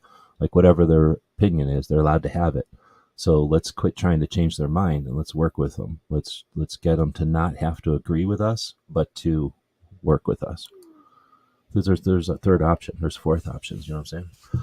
Pets for Vets. This is an awesome organization. Guess what today is? Click to learn more. It is National Pets for Veterans Day. So that was 4 days ago, and this is Pets for Vets, an organization that unites pets with veterans. They didn't give me that dog or nothing. Maybe they did, and I didn't know it. Maybe they just threw it out on the road, knowing I would probably stop for it, and if I didn't, then it would just get run over. Big deal. But I doubt it. I think it was more something else. But anyway, this was, I don't know what the hell this is, actually a picture of a veteran from some country in South or in the Middle East, because we don't use this camo anywhere. But somebody's holding the dog, wearing some kind of a weird camo with a weird hat. Shit, did that just, did Charlie copyright me? So this is, Ryan Shotgun with Charlie posted this. My friends in Massachusetts, when someone asked me if I'm pro 2A, and then he rickrolled him. Being called rickrolled. The kids don't say that. The kids' parents say being rickrolled. This is from Rocky Mountain Gun Owners. Why am I a gun owner? And then they got this, I am a gun owner because. Pretty cool. You can post that every once in a while, and people could put in their own answers. Let's read some of them. How much time we got? We're doing this as kind of a warm up to Cape Gunworks, and I did this way early today so I wouldn't get crammed up, and I think we got plenty of time. So let's read some of these. I am a gun owner because responses 4 days ago to the Rocky Mountain Gun Owners. I have a family to protect. I am a gun owner because I am my family's first responder. Also, I am a hunter. Also, I am an American. Then we have one because I am Jewish and I paid attention in history class. Then we got one that says because none of your business. What I own is my right, and no one can tell me what to do. I'm allowed to spend my money and mind your own business, or fight me about it. And this one says I'm a gun owner because it's my right, and I want to protect my family. Because free men don't ask for permission. Because I can. I don't need a reason. It's a God-given right. Because I was a gun owner, because it's my right, I lost them all in a boating accident. Owning a firearm is not a privilege, it's our right. I don't trust the government. I've been a victim of gun violence before. No, excuse me, what the fuck did I just say? I've been a victim of violence before. That's the brainwashing. It got me. The brainwashing got me. I'm going to drink some coffee. I got to wake up. Look, the dog looked over and said, what the hell did you just say? All right, next one. I want to protect myself from the unknown. That's scary. I own guns for many reasons, but none of them matter because my founding fathers saw it fit that I should be able, regardless of what the government says. That was an interesting one. I'm going to click on a couple more. These are interesting. I hate the government. Oh, nice. Because I've seen what the politicians are capable of. Interesting. To protect my family, myself, against a tyrannical government. Because I will not become a victim. Because it is my God-given right to defend myself, and I refuse to allow myself or anyone I care about to be victimized by any individual or government. There's a shit ton of hashtags. Because I know what happens when politicians disarm their citizens. Because the U.S. government exists. Well, that's not scary with your weird shit. Fed. Oops, sorry. Government plant. Oops, what? Because protecting myself and my family is my duty. Also, tyranny is a very real threat. My government is evil. And then the rest of them are hidden because they're misleading, offensive, or spam. I'm not going to bother reading those because they're probably weird. So I lost my place. Let's go find it again. Those are all the ones that we've already clicked on today. So this is the deal. We go through, we look at these things, I comment on them. And because of my Patreons, I don't have to hold no punches. I don't have to act like I give a shit about stuff that's fake and lame. So our Patreons make it possible for us to spend time on projects like these. Thank you. In addition to this ranting stuff I do on Wednesdays and then again on Fridays when we do the same thing for YouTube, we have quite a few resources on the line, websites that offer education, archiving, and inspiration, hopefully. Those are on servers, and those have some software, not a lot, but some software running them. And our Patreons support our projects. They subscribe. Most of them are paying buying a cup of coffee each month. Some of them are buying us lunch each month, $5, $20 a month. And that adds up, and it allows us to do what we do. So we appreciate those capitalists who redistribute some of their financial resources over to us so that I can take time each week to spend time on this and not do what I should be doing, which, trust me, I have other things I should be doing that make me real money. But I don't have to just do those things. I can take time out and work on this. And again, I don't have to act like some company's grip angle or some new crap they're importing is the bee's knees, because I don't care about any of that. Like, you can care about that all you want or just care about that all you want. I can take a look at Second Amendment from the perspective of somebody who gives a shit about how we're doing in our overall struggle and challenge to create awareness and get the people who are against us off our backs. And we don't do that by changing their mind. We do that by creating awareness of those people in the middle who they're abusing, who they're taking advantage of. So anyway, I'm focused on that, and I'll say thanks again to the Patreons who make that possible. You can be a Patreon. You can click on links wherever it's at and jump in. Buy us a cup of coffee each month. 10 people do that. That's a bill. And now I can spend even more time doing this. I'm not trying to get rich. I'm just trying to pay the bills. All right. Well, so why I'm a gun owner, Rocky Mountain Gun Owners. What if you did something like that on your channel? Would that create a lot of interaction? Would that help your project grow? Would that help would that indicate to the logarithms that people on your channel are there with an interactive intent instead of just observers, instead of just an audience? Have you ever challenged or tested the people watching your stuff with something like that? That's a great social media strategy. It's also a cool experience for people in our realm, but it's kind of a dual purpose there. Take that and run with it. What do we got next? The Great Start Shooting School. Ever heard of it? Every Saturday, Brooke does Suicide Prevention Saturday, focus on mental health awareness and suicide prevention. Each Saturday, live in the evenings. Check it out. A Great Start Shooting School on YouTube. Use of force. What does it really look like in the eyes of the law? How will you be judged? Check out this USCCA course where we go over an overview to get you thinking. September 7th, all right, October 25th, which is today at 7 p.m. It's an online course you can check out. Let's see if we can't get a link to that.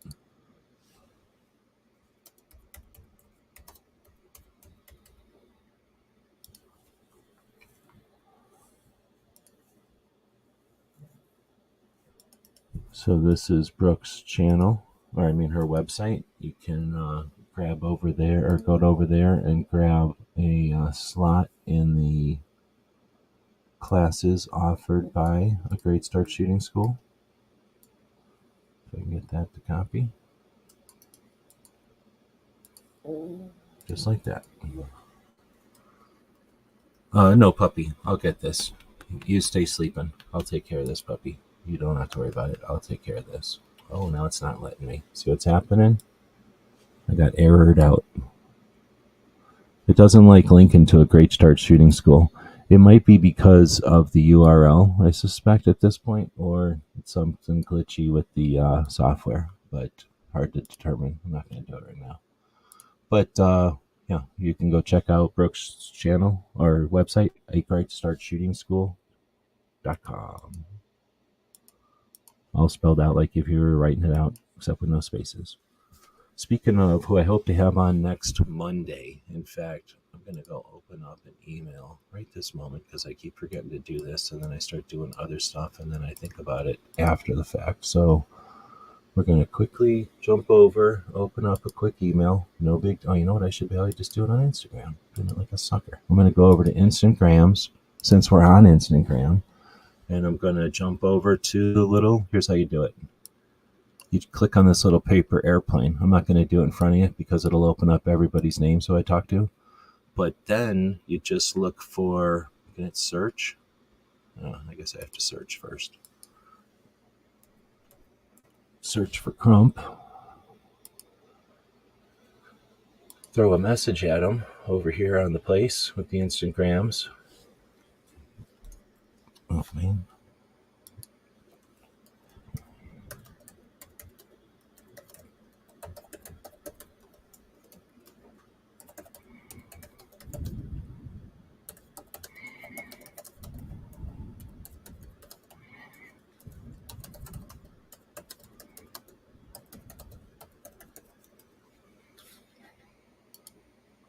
See, this dead air is brought to you by me texting Crump. So we'll move on. And he has a book coming out, Masters of Firepower. I think it's about the 10mm Glock, but it might be about something else. Chronicles of Iconic Firearms Designers, Sean Crump. So, yeah, pretty cool looking book.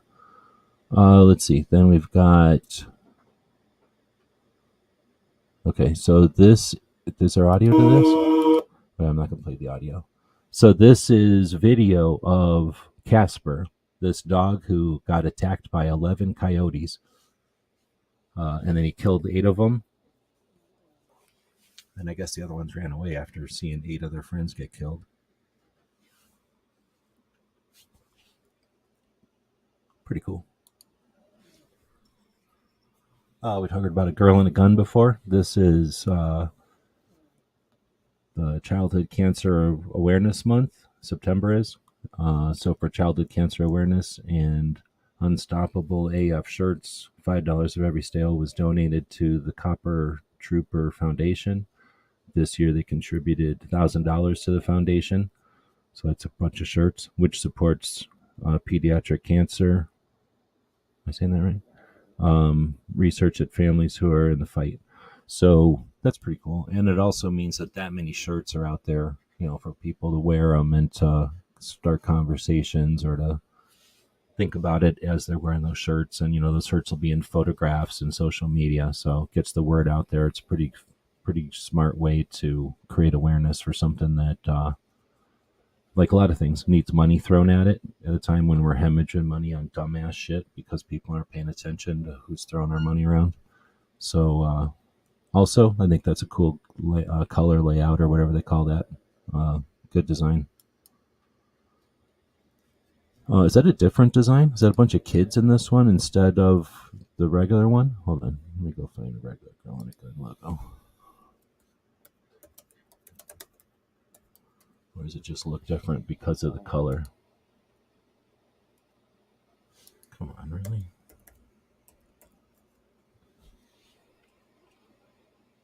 Yeah, it is different, I think.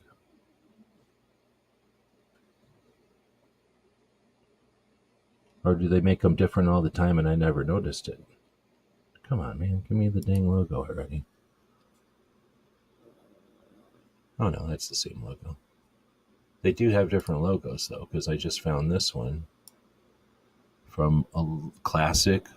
So, I don't know. Maybe they just have a couple of different cutouts and they put them randomly into stuff.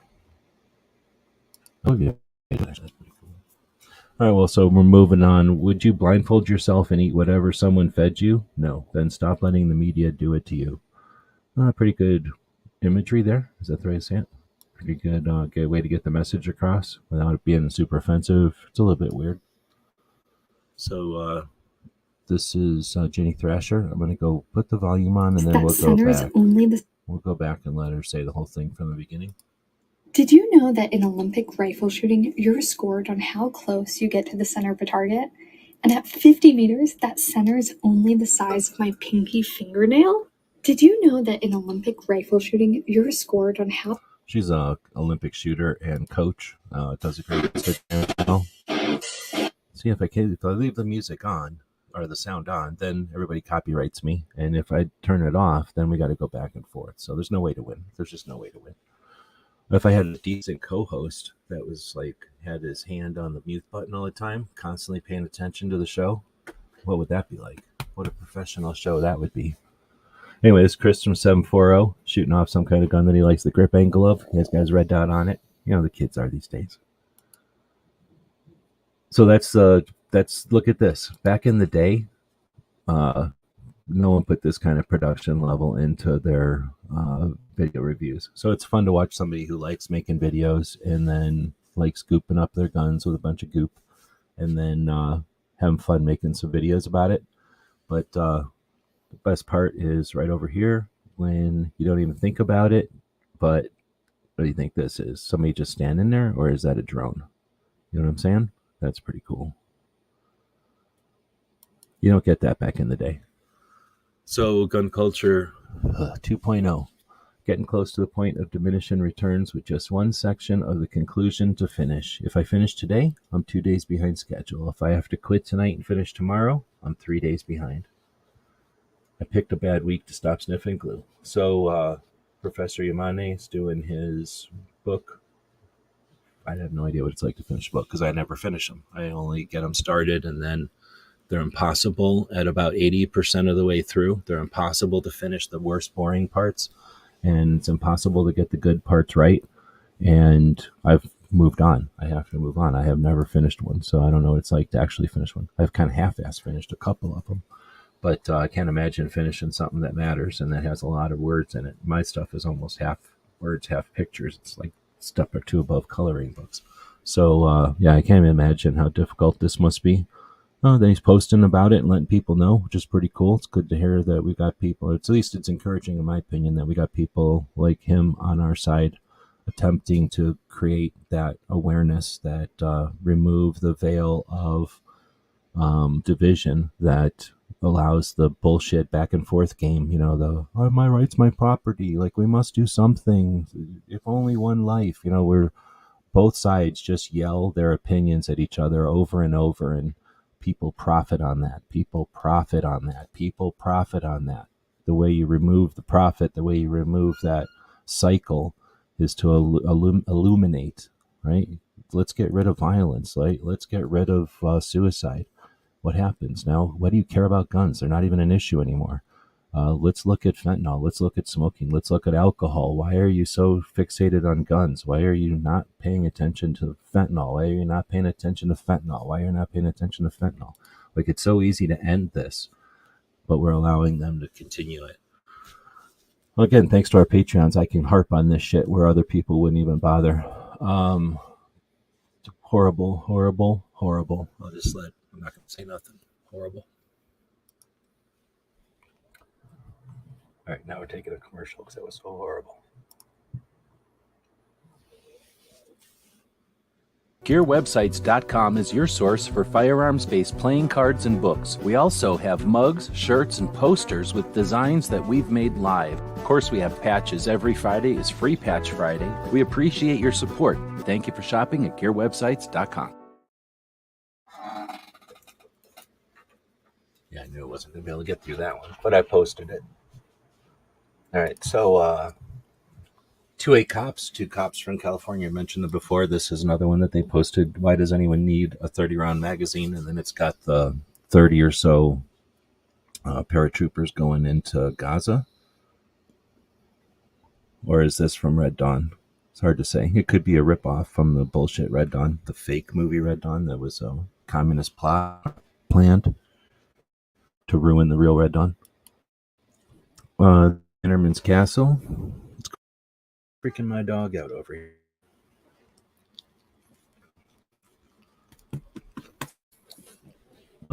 Bannerman Castle posted this. Awesome. Look how awesome that picture is. It's the most beautiful time of year to visit the island. The last scheduled tours are next weekend. They will sell out. If you're interested in visiting, make sure your reservations are in advance. Man, I'd like to get back there again. I don't know if John Z's out there. We'll get back there one day, maybe. What am I going to do? What am I going to do? We're going to pause for a bit and see how long this is going to take.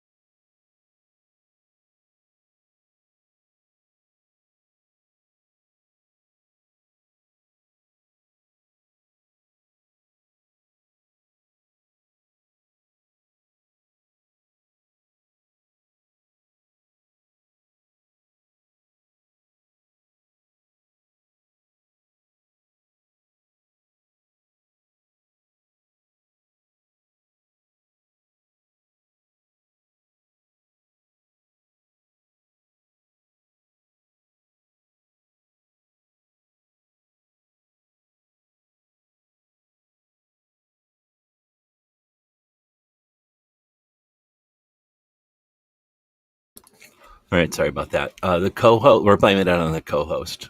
The co-host got a phone call, and you know how he is when he's on his call.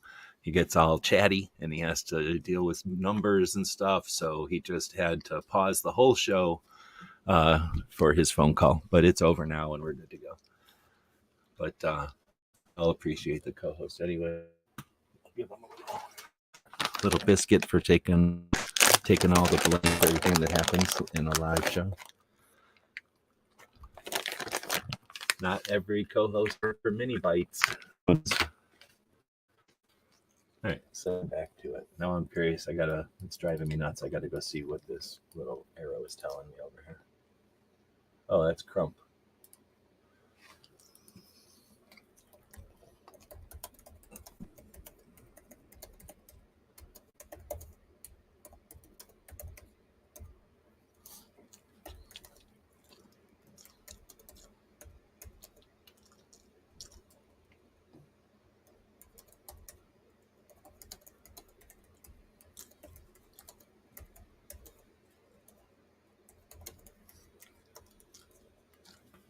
All right, so going. Oh man, what did I do? Can I just go back and back? I should have done it in a new window. I think I went all right. So again, apologize for the thing there. I just got a phone call, and it was a phone call I had to take. I couldn't push it off or whatever. So that's what happens when you're live. You know, stuff happens. But we had a little co-host here to entertain everybody, and I tried to flip the screen around a little bit. We are back, right? Let me double check.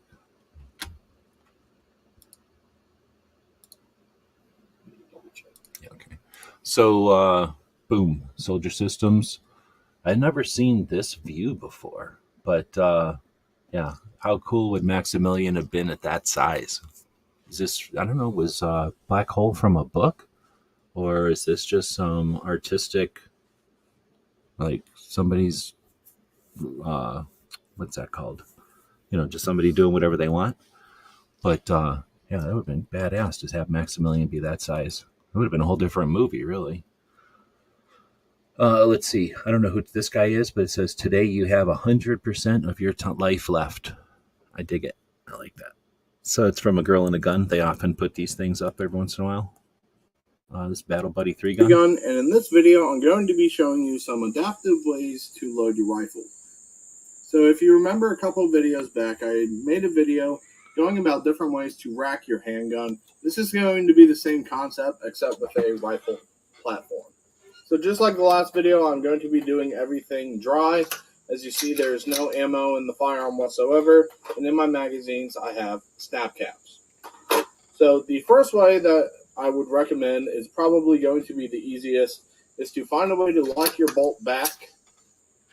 So if you lock your bolt back to the rear, and in this case I'm going to act as if I don't have the ability to use my left arm, I'm going to, one, make sure my muzzle is pointed in a safe direction.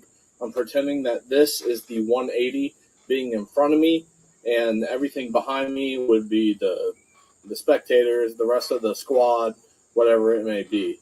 So with my muzzle pointed in a safe direction and knowing that I have full control of the firearm, I'm going to remove my magazine, rounds forward, push it in, and then I do have a bad lever on here, so I'm going to hit that down, and then it will chamber. Now the next method is I'm going to use something. So it's pretty cool. And Battle Bunny, if you hadn't heard of it, is kind of a sport / collaborative thing where they may create awareness for differently abled folks participating in shooting sports. So they go out and they do other things, and then people come and be part and are part of their competitions. I think it's in Texas. The Armed Gardener posted this wicked picture of some awesome mushrooms. Very cool. No text or nothing, but it was very cool. So this is unapologetically armed, posting, it says October 2023, Union Pub, DC, after the Women for Gun Rights rally in front of the Supreme Court building, with somebody and the Dick Heller Oh, and Dick Heller, the Dick Heller, I get you, who graciously offered me his French fries. If you know me at all, I wholeheartedly accepted them. So it took me a minute. Is this made out of shotgun shells? Or is that, oh, it's bottle caps, I bet. Is that a bunch of bottle caps up there? I thought it was shotgun shells, I guess. So that's at some bar I'm here, I'm assuming, in DC. Then we got Rob Stott from the AK catalog. Dude has had probably the most access to the most AKs of anybody ever. I think anybody ever.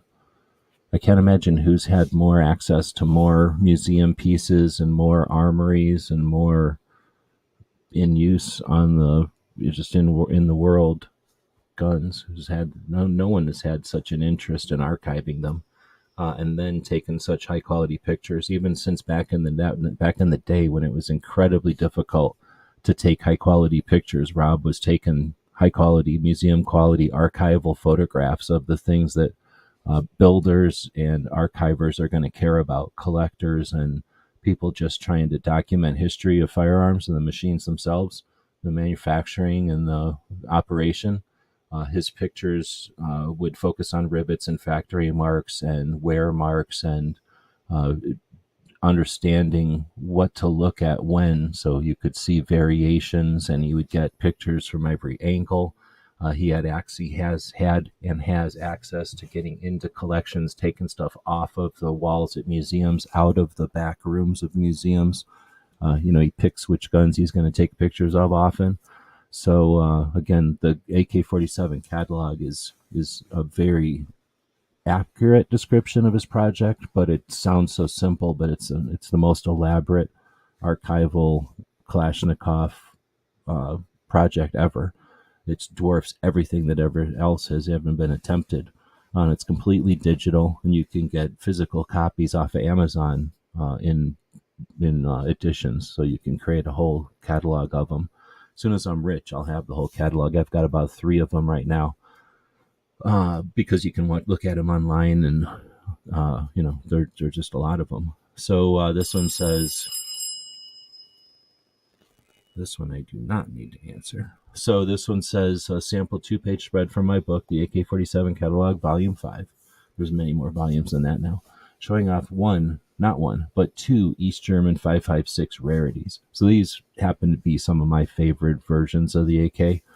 These East German cranks, essentially, that have my favorite of the stocks, the wire side folders. And then I don't care about the 5.56. That's actually pretty lame. I like them in 7.62 by 39, but these are even rarer versions of the 5.56. But the way that the Bakelite handguards and the way that they built their crank and stuff are pretty sweet. Anyhow, this one says we have the original East German 5.56 Experiment, that essentially a stamped receiver Galil SAR. Many of them were actually taken from a good Galil. And then in September 2000, I was lucky enough to be locked in the vault at the something museum in Dresden for a week, while other collections might have it beat for as far as rarity or as far as variety. The sheer number of AKs in the vault beats anywhere else in Europe. Purchase links to all my book series can be found in AK47catalog.com. So yeah, I guess that's pictures from the Dresden Museum. I have not been to any of the European museums, so I'm assuming they're pretty good for AKs, though.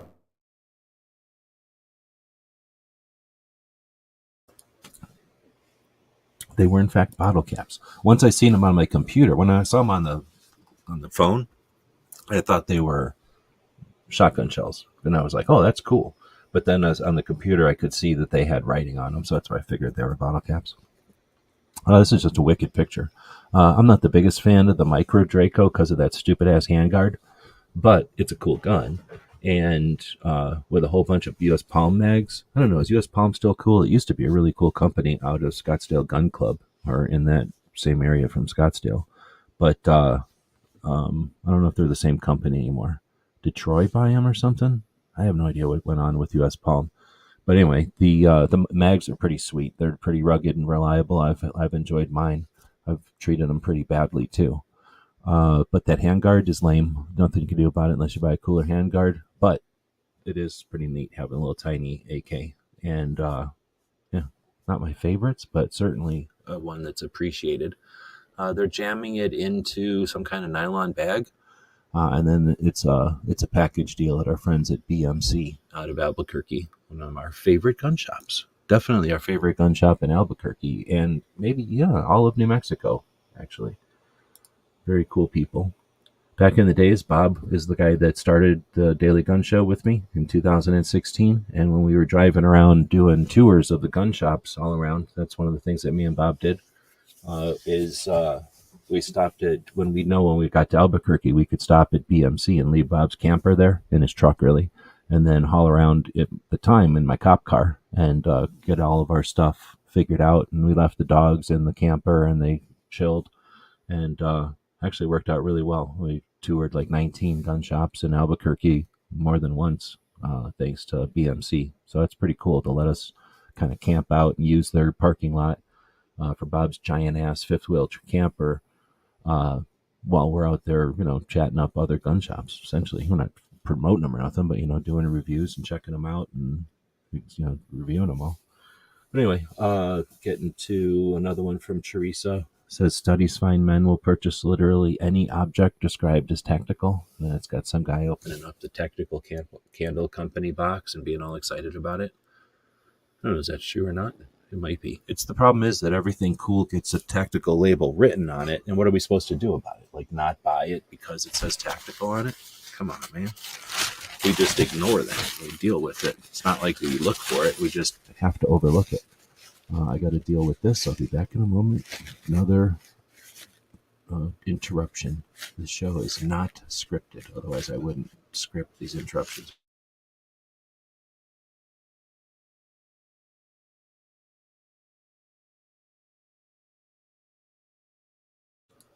Never had allergies, so maybe I have allergies and I just don't know it. Or else I'm sick. I can't tell. Probably sick of the BS. So here's USA shooting. I don't know how to say this. This person is your 2023 Pan American Games champion in women's 10 meter air rifle. So what are you going to do? Olympians constantly use our flag as a cape or a towel, but they just won champion. So is that gold?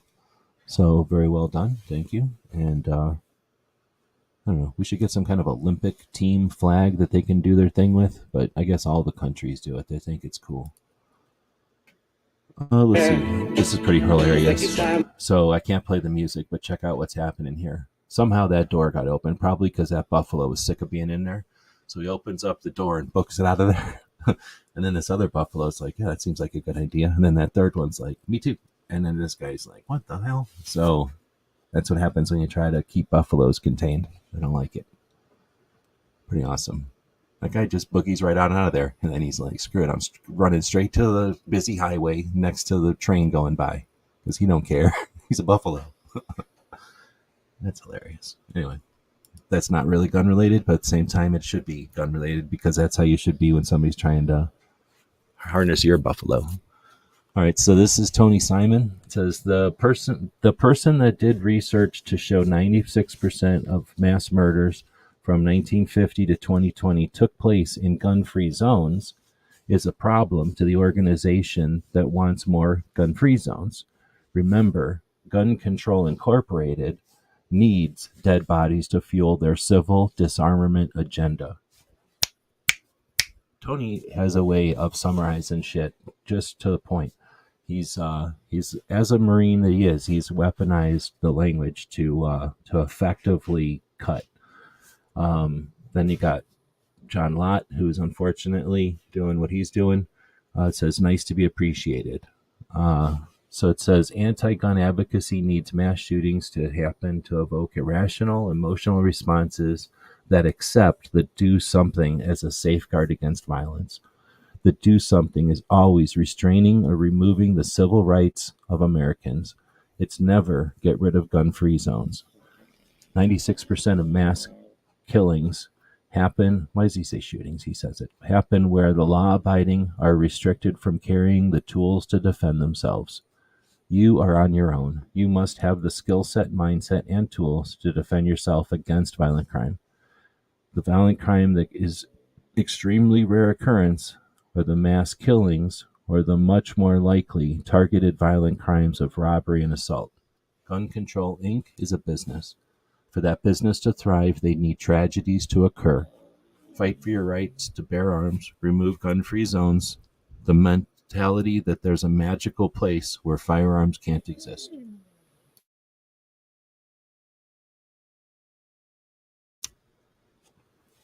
Sorry, I'm coughing in.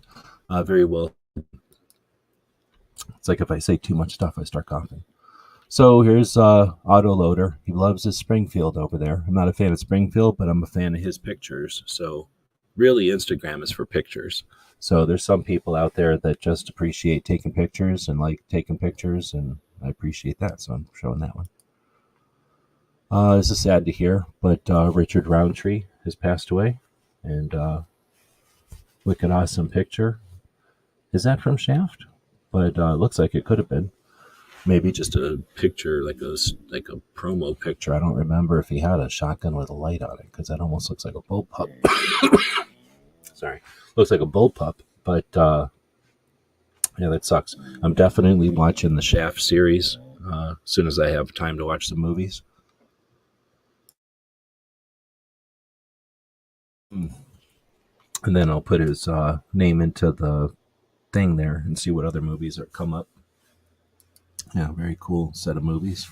Big fan of them. So this I wasn't aware of. I'm not sure this whole thing. It says, this is from SynLab. It says Southern States Dream Team, Women for Gun Rights, DC Fly-In. And then it says, again, Southern States Dream Team. So then it goes Cynthia Ladd, Surprise, Arizona. I'm just going to say Stacy from Arkansas. Val from Arkansas. Becky Lou from Louisiana. And Robin from Texas. And then it's a ton of hashtags. So is that just something they did? Or is that like another way that y'all broke up stuff? Like, I thought you randomly, I guess I assumed you I man-assumed that you randomly, or I guess randomly, set up who's going with who. But is it physical location in the country? Like the East Coast goes together and the South goes together and the West goes together and Central goes together? I'm not sure. Or maybe it's dynamic to who shows up for the event, for the fly-in. Anyway, again, definitely curious about the details of all this stuff and the details of it. So then we'll move along, I guess. You know what movie this is? How many people know immediately what movie this is? Pretty awesome movie. One of my favorite movies. This is pretty awesome. Why do they waste all that extra cloth? Why? Looks like we're about to run into Cape Gunworks, so Why do they do that? At some point, we're going to be corking them. But this is Tactical Rifleman, and this is pretty sweet. So if you haven't seen this before, here's a little insight. Why is this cloth this long? Why do they waste all that extra cloth? Why? Why do they do that? Excellent question. I'm going to show you why. You take that nice long bandolier, right? And there's a little white string right here. Pull that little white string. Just pull it. Ta-da! It's gone. And now what you've got is a tall bandolier that will hold your magazine.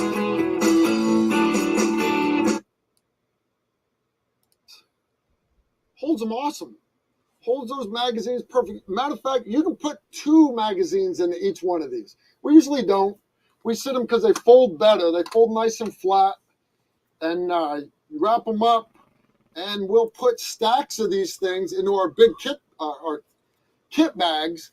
We'll put MREs, water jugs, extra batteries for the radios, and we'll... All right, he gets into more. But yeah, if you didn't know, there's a reason for everything, really. But there's a reason why they make those bandoliers the size they are, so you can use them for magazines when you're loaded.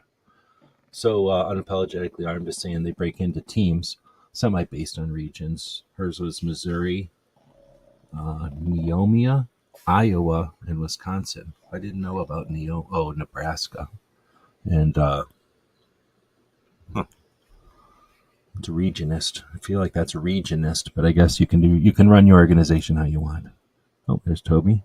Show more than you know, and we unfortunately haven't been doing it very consistently because of everything going on in. All right, we'll try to wrap this thing up then. So that was a good one from Tactical Rifleman, worth checking out. This one's a gun from Rocky Mountain. Gun owners, you have no rights if you can't defend them. Look at that gun. What the hell is that lock? That's the shittiest picture. It's so distracting. Sorry, let me get rid of this. I hate this picture.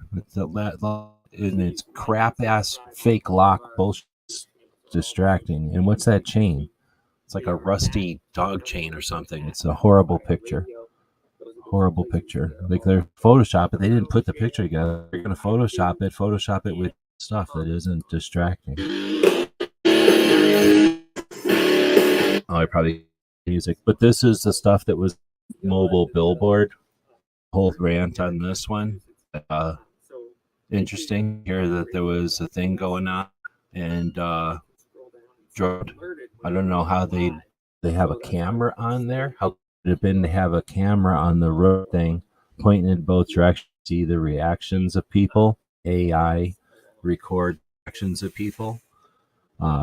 Interesting, but I'm gonna try to zip on by. Goldwater is talking about how the shop in Flagstaff on range had to get or something, or they have to sue to try to add into the airport in Phoenix. And that's a violent ad. I think there's a lot to talk about there. This is a voluntary website I watch. A website about voluntarism. Mute Toby there for a bit while I'm corking him. It says the limits of tyrants are prescribed by the endurance of those whom they oppress. So I think that's an interesting quote. Then we've got Guns for Everyone coming back from firearms training in Mexico. Not very many people paying attention to one of the largest international land borders and the people that live on the other side of that border and all the people that get, I don't know, assumed to be what the hell they think of Mexico is like, but Mexico is essentially like Nebraska and Texas, I assume, mixed together. Well, except they speak Spanish. This is super interesting. Best of Black 2A. So I'm pretty sure they are not happy with NAGA for a bunch of things, and they talk about it in this. So very interesting. You could have a whole conversation. Somebody that does a live conversation show could have a whole conversation about what's going on in this post. Now let's talk about this. The Museum of Flight. We recently had an inquiry from a very enthusiastic young researcher who is a person with blindness, a big fan of the Lockheed YO3A. He asked if we could help him find a model, but those we did find were quite expensive. Our exhibits team recently got a 3D printer and decided to try to create some sort of model for the young man. One of our exhibits folks, Tad, produced this 2D tile, which includes 3 touch outline views of the aircraft and a braille description along the top. It's a prototype, and we've asked the young person for feedback so we can continue to improve. Ideally, this could be the start of a new way to serve patrons, particularly those who have low vision or are blind. We offer special tours, but many people do not live close enough, so this could be a viable tool to help broaden access and engage aviation enthusiasts regardless of their location or abilities. Then they have the image description, a gray plastic square tile with a black bar of raised braille text across the top that features 3 different outlines of the YO3A. The views are from the side, the front, and the top down. So it's essentially like an aircraft identification card in tactile. So it's 3 dimensions. And you could print that. What an awesome project. You could be doing this with lots of different things. This is a bunch of people using combines for a demolition derby and people making fun of them for being American, which is bullshit because every agricultural place is probably fed up with their combines and would be gladly demolition derby them on a weekend. But sure, whatever. But it is pretty cool to see a bunch of combines smash into each other. Think about how much these things cost and how much development and technology is in them. And they're essentially, I'm guessing, old and shitty at this point because there's better ones and they're smashing them all up. So it's kind of neat.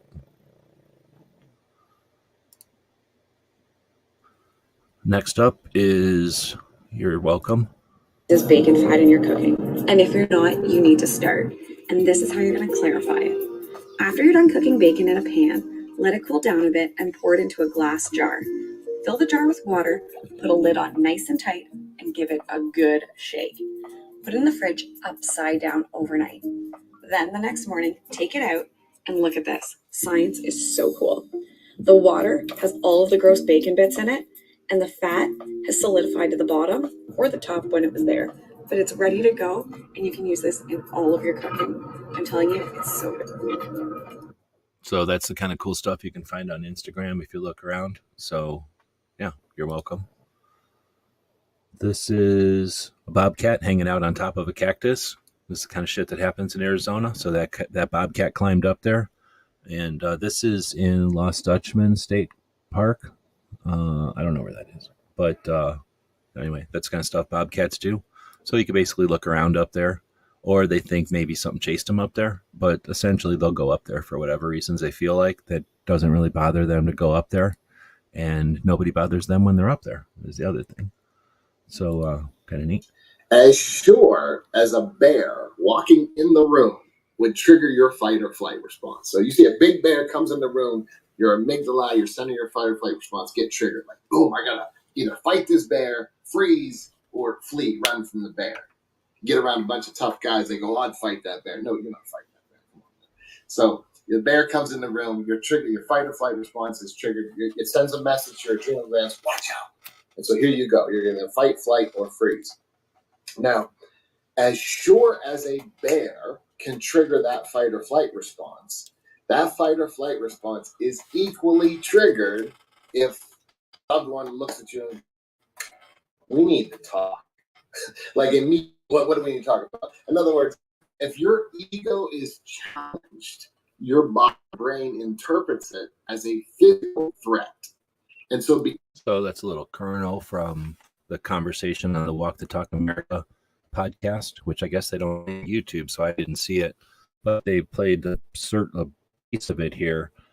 It's a good slice of it to give you an indication of the way that they talk and what they talk about to kind of cut through BS. I don't know if I'm breaking up.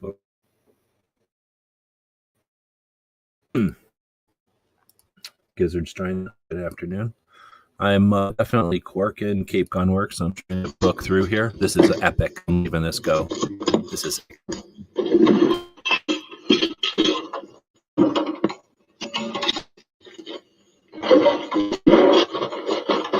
Finally. I'll let that play again because it's so good.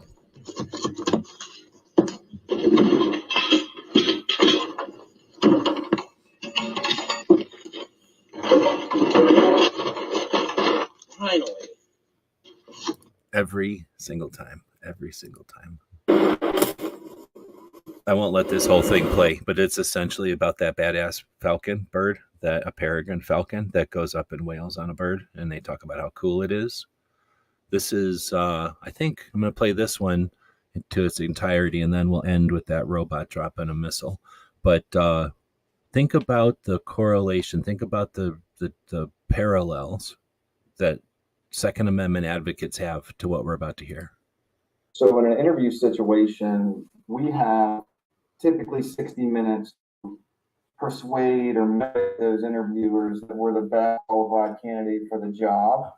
But as a person with a visual impairment, we also have to break down decades maybe of all of that misinformation, those stereotypes and social barriers and all of those attitudes and traits that you learn along the way. So in an interview situation, we have typically 60 minutes to persuade or motivate the viewers that we're the best qualified candidate for the job. But as a person with a visual impairment, we also have to break down days maybe of all of that misinformation and those stereotypes and social barriers and all of those attitudes and traits that people learn along the way. So when an Dang it. So I don't know how much of that got through, because I can see that my internet being really bad. But one that is an epic. This is an example epic social media post. I have no idea how much of this is getting. Give me some feedback. How much of this is breaking up, or how much of this is getting through? This is pretty epic right here.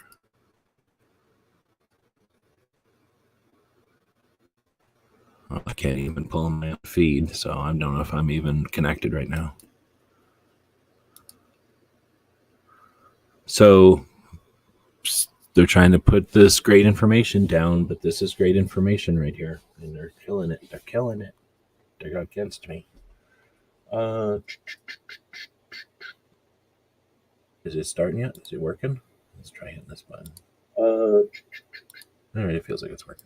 So again, I'm going to play this because I don't know if it played consistently or not. So in an interview situation, we have typically 60 minutes to persuade or motivate those interviewers that we're the best qualified candidate for the job.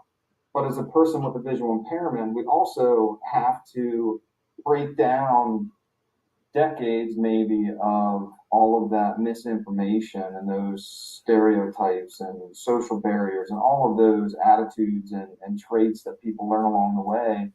So in an interview situation, we have typically 60 minutes to persuade or motivate those interviewers that we're the best qualified candidate for the job. So it's an epic post. So first off, it's a repeat post. It blends into itself. You don't know that you've looped it. So that it emphasizes the point because it repeats the point to the viewer. They're going to get it a few times before they realize they're in the loop, and now they've absorbed the information. So for critical information, that's an effective technique, or it's not necessarily a morally effective, but it's an effective technique. As far as the logarithm, that makes it that gets the viewer. Most viewers are going to watch this 2 or 3 times in full. That's amazing numbers. So this is a trick that's used by people that exploit these systems. But in this case, it's again to emphasize a great point. So, and then again, think about this. Are the best advocates for the Second Amendment the blind, people with visual impairments, or perhaps anyone with disabilities who deals with multiple issues on a daily basis? They're capable and most affected, and they're, I guess, the most fluent in all the different ways of adapting to the person who they're dealing with and their hangups.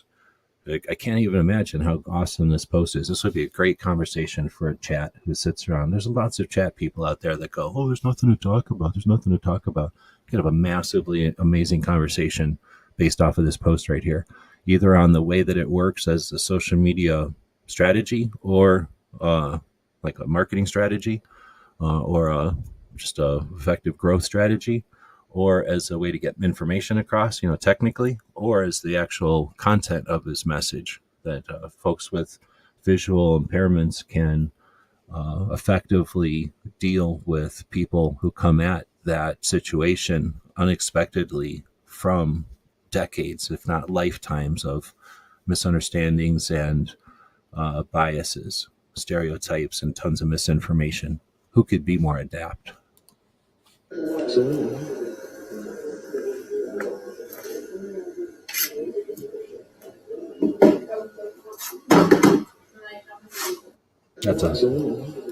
$100 and something drone.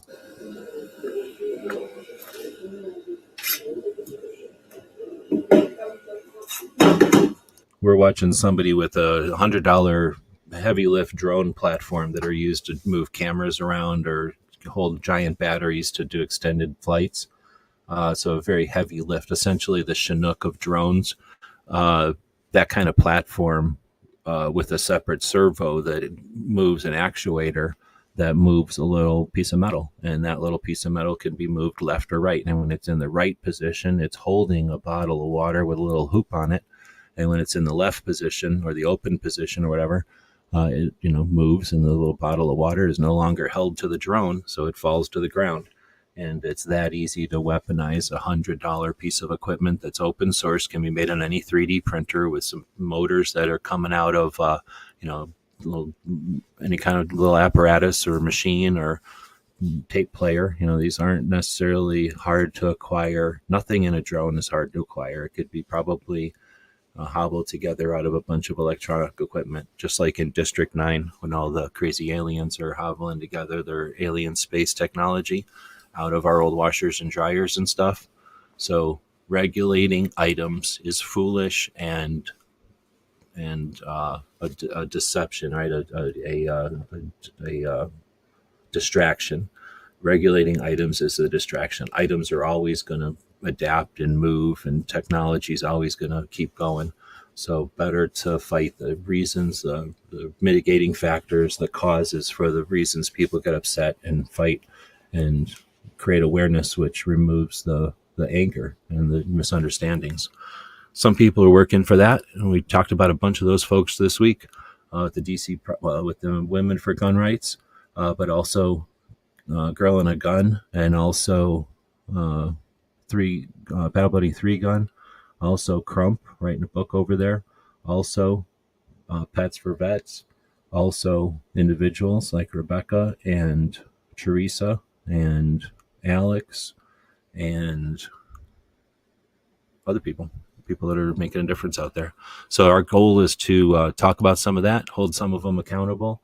You didn't see a lot of national level organizations. What are they doing? They're talking about fluffing each other up and just wasting everybody's time. Have we heard anything about, what are these things called? Oh yeah, the comment periods, an opportunity to gather the community together to actually accomplish something that has data in front of people.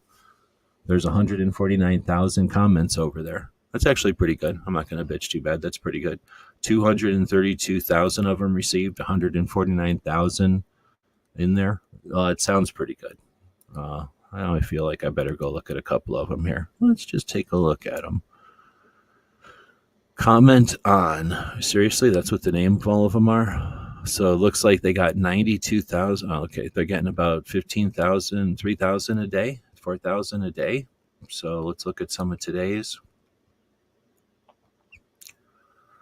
Are they really all called comment on? I am writing in support of ATF's proposed rule. I am writing to support this proposed rule.